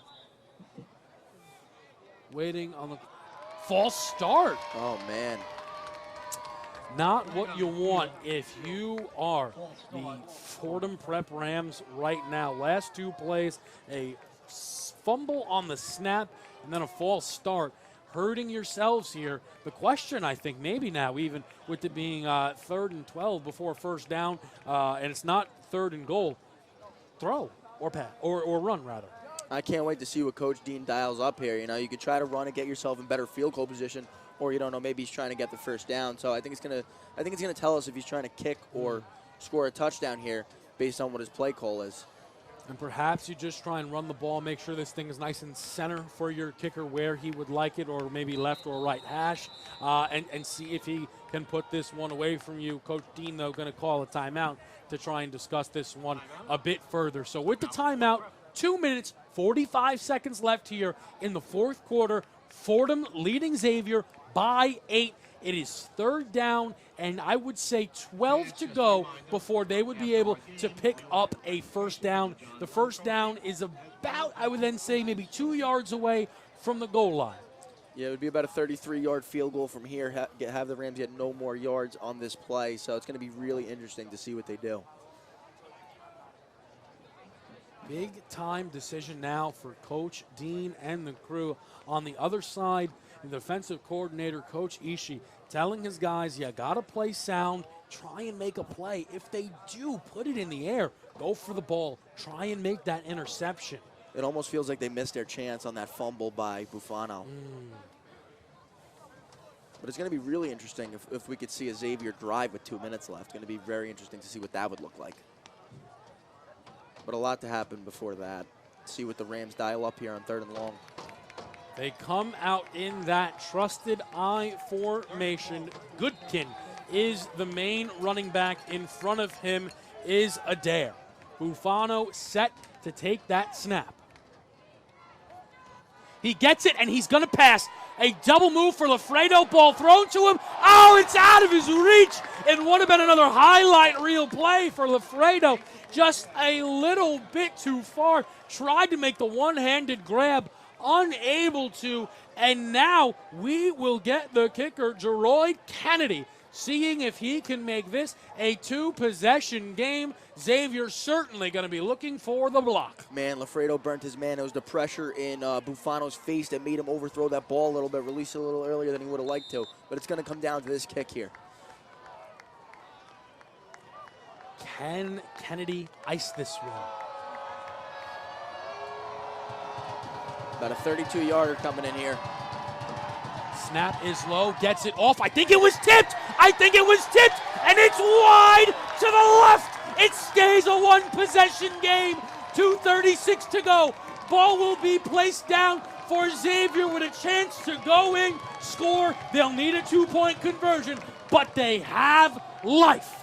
Wow, this game was everything you asked for. Turnovers, points, big plays. This is going to be a great finish.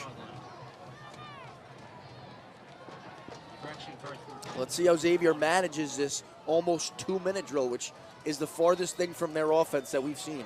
Sure is. Then they were able to still keep that one timeout in the back pocket, which is huge. They go counter. Dimitriadis back in the game, able to pick up 10 and get out of bounds. Wonderful first play there for Xavier. That's back to what we saw on their first touchdown drive. Dimitriadis coming around on the jet sweep, out in space. He's got good speed, gets to the sideline, just what the doctor ordered here for the Xavier Knights. That 17-yard run for Dimitriadis, the senior from Brooklyn. A wonderful first play on this Xavier drive that takes the ball up to the 37-yard line. It goes direct snap now to Wiedeberger, out to his right, once again trying to get to the edge. Tackle for loss. Huge play. Didn't let him get to that sideline. Clock is rolling. That was number 32, William Woods there, who made the stop and a tackle for loss, and an excellent point there made by you, Gino. Clock still rolling. We are now officially under the 2-minute mark. I can't believe Xavier's staying with this wing T under 2 minutes. I don't know what they think's going to happen here. The pass play has to be coming Here soon. it is. And here it is. Wiedeberger, though. Sacked in the backfield. William Woods. What a play. Back-to-back huge plays from Woods here at a crucial moment. He really is coming up clutch for these Rams. My, oh my. Now this is the real task at hand. I believe the timeout is being taken. Timeout, Xavier. By Xavier. They use their last timeout. 1 minute and 37 seconds remain in this ball game. But more important than any of it, 3rd and 22 for this offense. Like you said, this has been such a game of momentum. It looked like Xavier was getting it back. You had the blocked kick. You had a great run by Demetrius. And then next thing you know, Fordham Prep comes up with 2 huge plays from Woods, and all the momentum has shifted back into their favor. Absolutely, William Woods making a statement here on this final drive. Sends us to 3rd and 22. It was a tackle for loss on the first play. Then they tried to fake the run, see if Wiedeberger could throw it, and that didn't work. With 3rd and 22 right now, I don't think you can really be trying to disguise this. You got to take your shot. Maybe the counter, though. It's going to be incredibly interesting to see what they have drawn up here on the biggest play of the game with 1:40 now on the clock. They go to Wiedeberger, fakes the run, looks to throw. Is he going to be sacked again? Taken down. William Woods made the disruption, and it was Joseph O'Keefe who made the sack.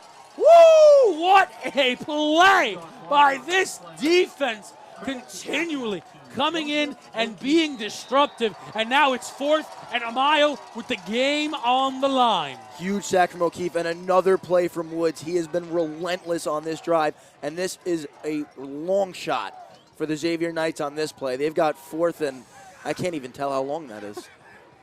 My goodness. 32. 4th and 32 for the Knights. They're going to need a miracle. And they have not had a play that has gone that long all day long, so it will be quite the task for this team. And the thing is, even if they pick it up, we're now inside a minute. The clock's at 48 seconds as Prep takes a timeout there, their last of the game, to make sure they are set defensively, know what's going on. But even if they pick this thing up, well, there's still a whole other 50 yards to go, and we're under 50 seconds. Ooh, what a task that would be. But, of course, it's the 32 yards in front of you. You'll handle the rest if you're lucky enough to get there. You never know in football. You got to take it one play at a time, but it would be nothing short of a miracle if Xavier could put this ball in the end zone before the end. And even then, it's not tied. You have to put in a 2-point conversion. A lot on the table for Xavier. If they were able to pull it off, though, it would be one of the greatest things anybody, I think, have ever seen, really, in this rivalry. It would be a remembered game. It's already been a memorable game here, 96th Annual Turkey Bowl. It has been a terrific one here at Jack Coffey Field. Absolutely great stuff from both teams. Right now, Fordham leading Xavier 21-13. It's 4th and 32. The ball on their own 17-yard line of Xavier with just 48 seconds to go in the last quarter. Can they make the play? They're going to pass Wiedeberger. They ran a screen, and it hit the ground. It didn't even make it to the man that they were intending to hit, and that will ice it. Fordham Prep Rams will go on to win the 96th Annual Turkey Bowl, their third in a row in what was a classic, a tremendous game here on Thanksgiving Day. Oh, this is going to be a big one for Coach Dean and the boys. His debut in the Turkey Bowl, coming out here, getting a huge victory. I know his players are amped up for him, and he's just as amped up for them. This was an awesome game for the Rams, a great fight put up by Xavier, and this one really came down to the wire. And they now line up in victory formation there. You can see Goodkin imploring the crowd to cheer on with them as they celebrate the victory. Exactly what you want for the seniors. A great game from Xavier as well. Fought hard. They were down 14-0 at the half, fought their way back, but unable to come away with the victory as the Xavier Knights will fall to the Fordham Prep Rams here in the 96th Annual Turkey Bowl by a score of 21-13. First-year head coach Dean gets win number 1 in his first Turkey Bowl. A congratulations to both sides on a fantastic game here on Thanksgiving Day. Wow, what a game, Kev. You see just after the game, the thrill of victory and the agony of defeat, the Rams cheering and going crazy, and the Xavier Knights all with their heads down. You got to feel bad for those guys in some of their last ever games of football. But a great game and a great win for the Fordham Prep Rams, their third straight, like you said earlier. Post-game, we will have the presentation of the trophy to the winning team, as well as the presentation of the Maddow Trophy to the most valuable player of the Turkey Bowl. I also believe we will get word from Sam before the game is out. Hopefully, maybe grab a player and able to talk to them, which will be fantastic stuff. Gino, let me ask you, who do you think should be the recipient of the Maddow Trophy? I think you got to consider Derek Buffano. He had an unreal game today. I know we obviously mentioned him a lot, but more his playmakers and McCarthy for making those great catches, Alfredo for those awesome plays. The defense did a stellar job, but Buffano made all the throws today. He made a couple of questionable calls into double coverage. None of them turned out bad. I think he was stellar. He picked it up with his feet, ran in that touchdown, made some great throws, got the touchdowns that he needed, and he really set the Rams up to win today. And I absolutely agree, and I think the play that I will most remember was the 3rd and 11 throw to Alfredo. And Alfredo, again, he made a fantastic catch, but it was a brilliant throw from Buffano rolling out to his left, and he was able to make that connection with his man Alfredo. All in all, fantastic game. He had the rushing touchdown, had a 50-yard throwing touchdown, but he wasn't the only one. Wallace, tremendous game. McCarthy, a tremendous game. On the defensive side, William Woods almost yanked that thing away with back-to-back sacks. He was even involved, I believe, on that last play as well. Adriana, number 24, did really well. And even Kevin Conley on the side of Xavier was fantastic. And we're going to now, I believe, throw it over to the PA system as they award the trophy. Also, Goodkin and Gaspar in their last games really showing out, but Kevin Conley, really got to give tribute to him in his last game ever. And I love that note from Sam there. The two guys that were 3-year seniors, they've been a part of this big game now. This was their game, and the fight that Goodkin showed to stay on the field. And I did think that it was a really nice moment there, where on that huge 3rd and 1, Gaspar, the lead blocker, Goodkin the back, handed to Goodkin. They picked up that first down. It did seem like a storybook ending, and I like I said earlier, I played along both of them when I was a senior. Those two were sophomores on the varsity level, both starters, and you knew they were going to do big things for the program, and they did today. So here we go now. Father Chris Deveron, president of Fordham Preparatory School, and Mr. Jack Waslowski, president of Xavier High School, will present the Dunn Trophy to this year's Turkey Bowl winner, which is Fordham Prep. They will now present the trophy to Coach Pat Dean.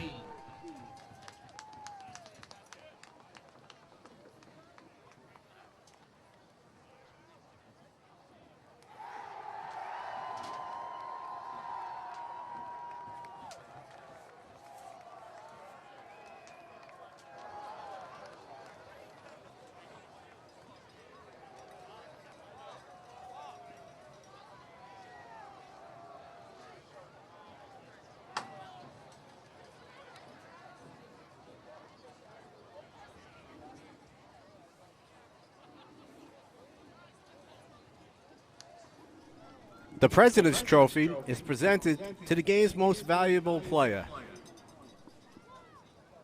Father Devron and Mr. Eslowski will now present the President's Trophy to Fordham Prep's Derek Bufano.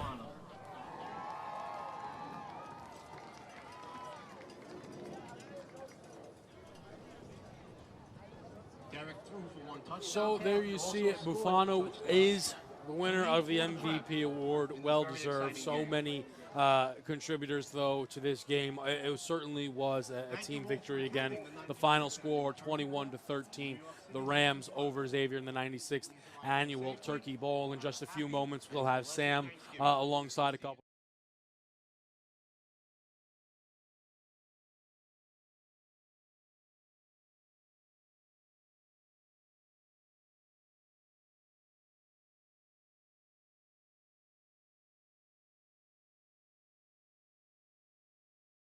Expected him to do. He ran the ball all over the field, up and down with his speed. Goodkin made his plays that he always does. McCarthy, great catches. Alfredo, touchdown, great reception. Everybody did their job. Gaspar was a beast on defense, as everyone expected. Woods made some huge plays. So it was just the Rams.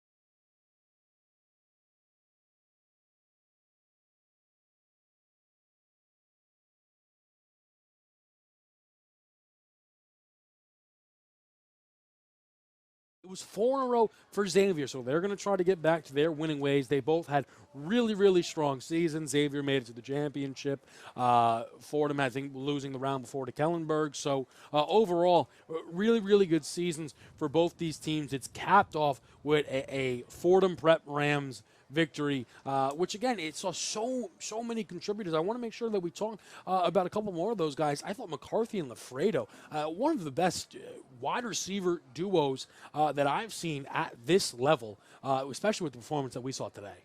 Oh, they were unreal out there, catching balls left and right across the field, all different types of patterns, short, long. They looked great out there. They were giving Bufano some big targets to throw to today. And I think that it was the understanding between the three of them, between Lafredo and Bufano, and between McCarthy and Bufano, the importance of working back to the football. They had that chemistry there, and it really, really did shine through. You have to know when to trust your guys to make a play, and you have to know when to trust your quarterback that he's going to give you that opportunity. And I thought that they did that as well as I've seen. That was a great point. Like you said earlier, that they were in sync, and that comes from practice, from every day. Make sure, because a lot of guys in practice, they don't want to run their routes as hard as they can. But then what happens in the game is you don't know somebody's true speed, so you're overthrowing guys, you're underthrowing guys. So the sync that you saw them in today was because they ran their patterns in practice just like they were supposed to and just like they were in a game, and that's why they looked so good out there. Talk to me a bit more, though, just a little bit about the Xavier side of things. I thought the two real standout guys, they had to be Wiedeberger and Conley. I thought they were both tremendous in this one. Oh, man, Conley did it all. Your heart's got to break for a kid like that. He even got involved on the offensive side of the ball. He was making plays everywhere on defense. Even Guzman had a great game as well for the Xavier Knights. And Wiedeberger, this has to be hard for him. You know, huge season. Capped it off with another classic game of his. Ton of carries, ton of yards. Just their workhorse, carrying defenders left and right. So it's got to be especially hard for guys like that really put their all into it. But for this whole Knights team, it was a great effort.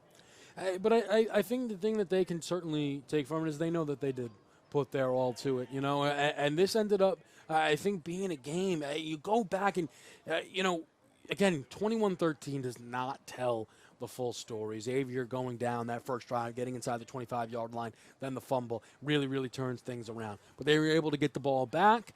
They were able to force a 3-and-out after a bad penalty from Fordham, and then they were ready to make that move. And they got to the 1-yard line, 3rd and 1 stuff, 4th and 1 stuff, then a 99-yard drive.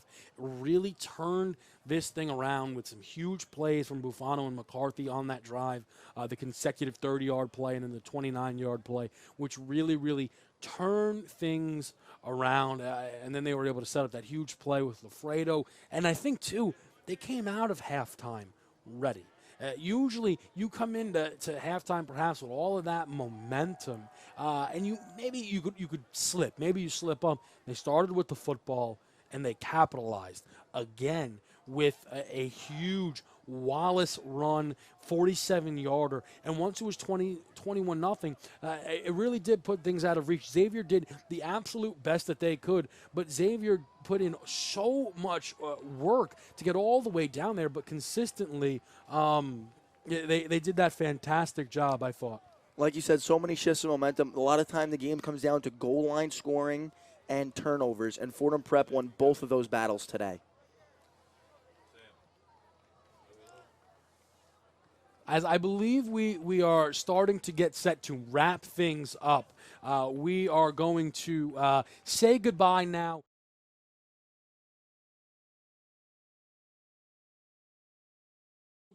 Sam Abel, I am Kevin Walsh. Thank you to everybody that has participated today. The Immortal Madge helping us out, which was tremendous from him. From Jack Coffey Field, the 96th annual Turkey Bowl goes to the Fordham Rams as they beat the Xavier Knights 21-13. Hope everyone has a happy Thanksgiving.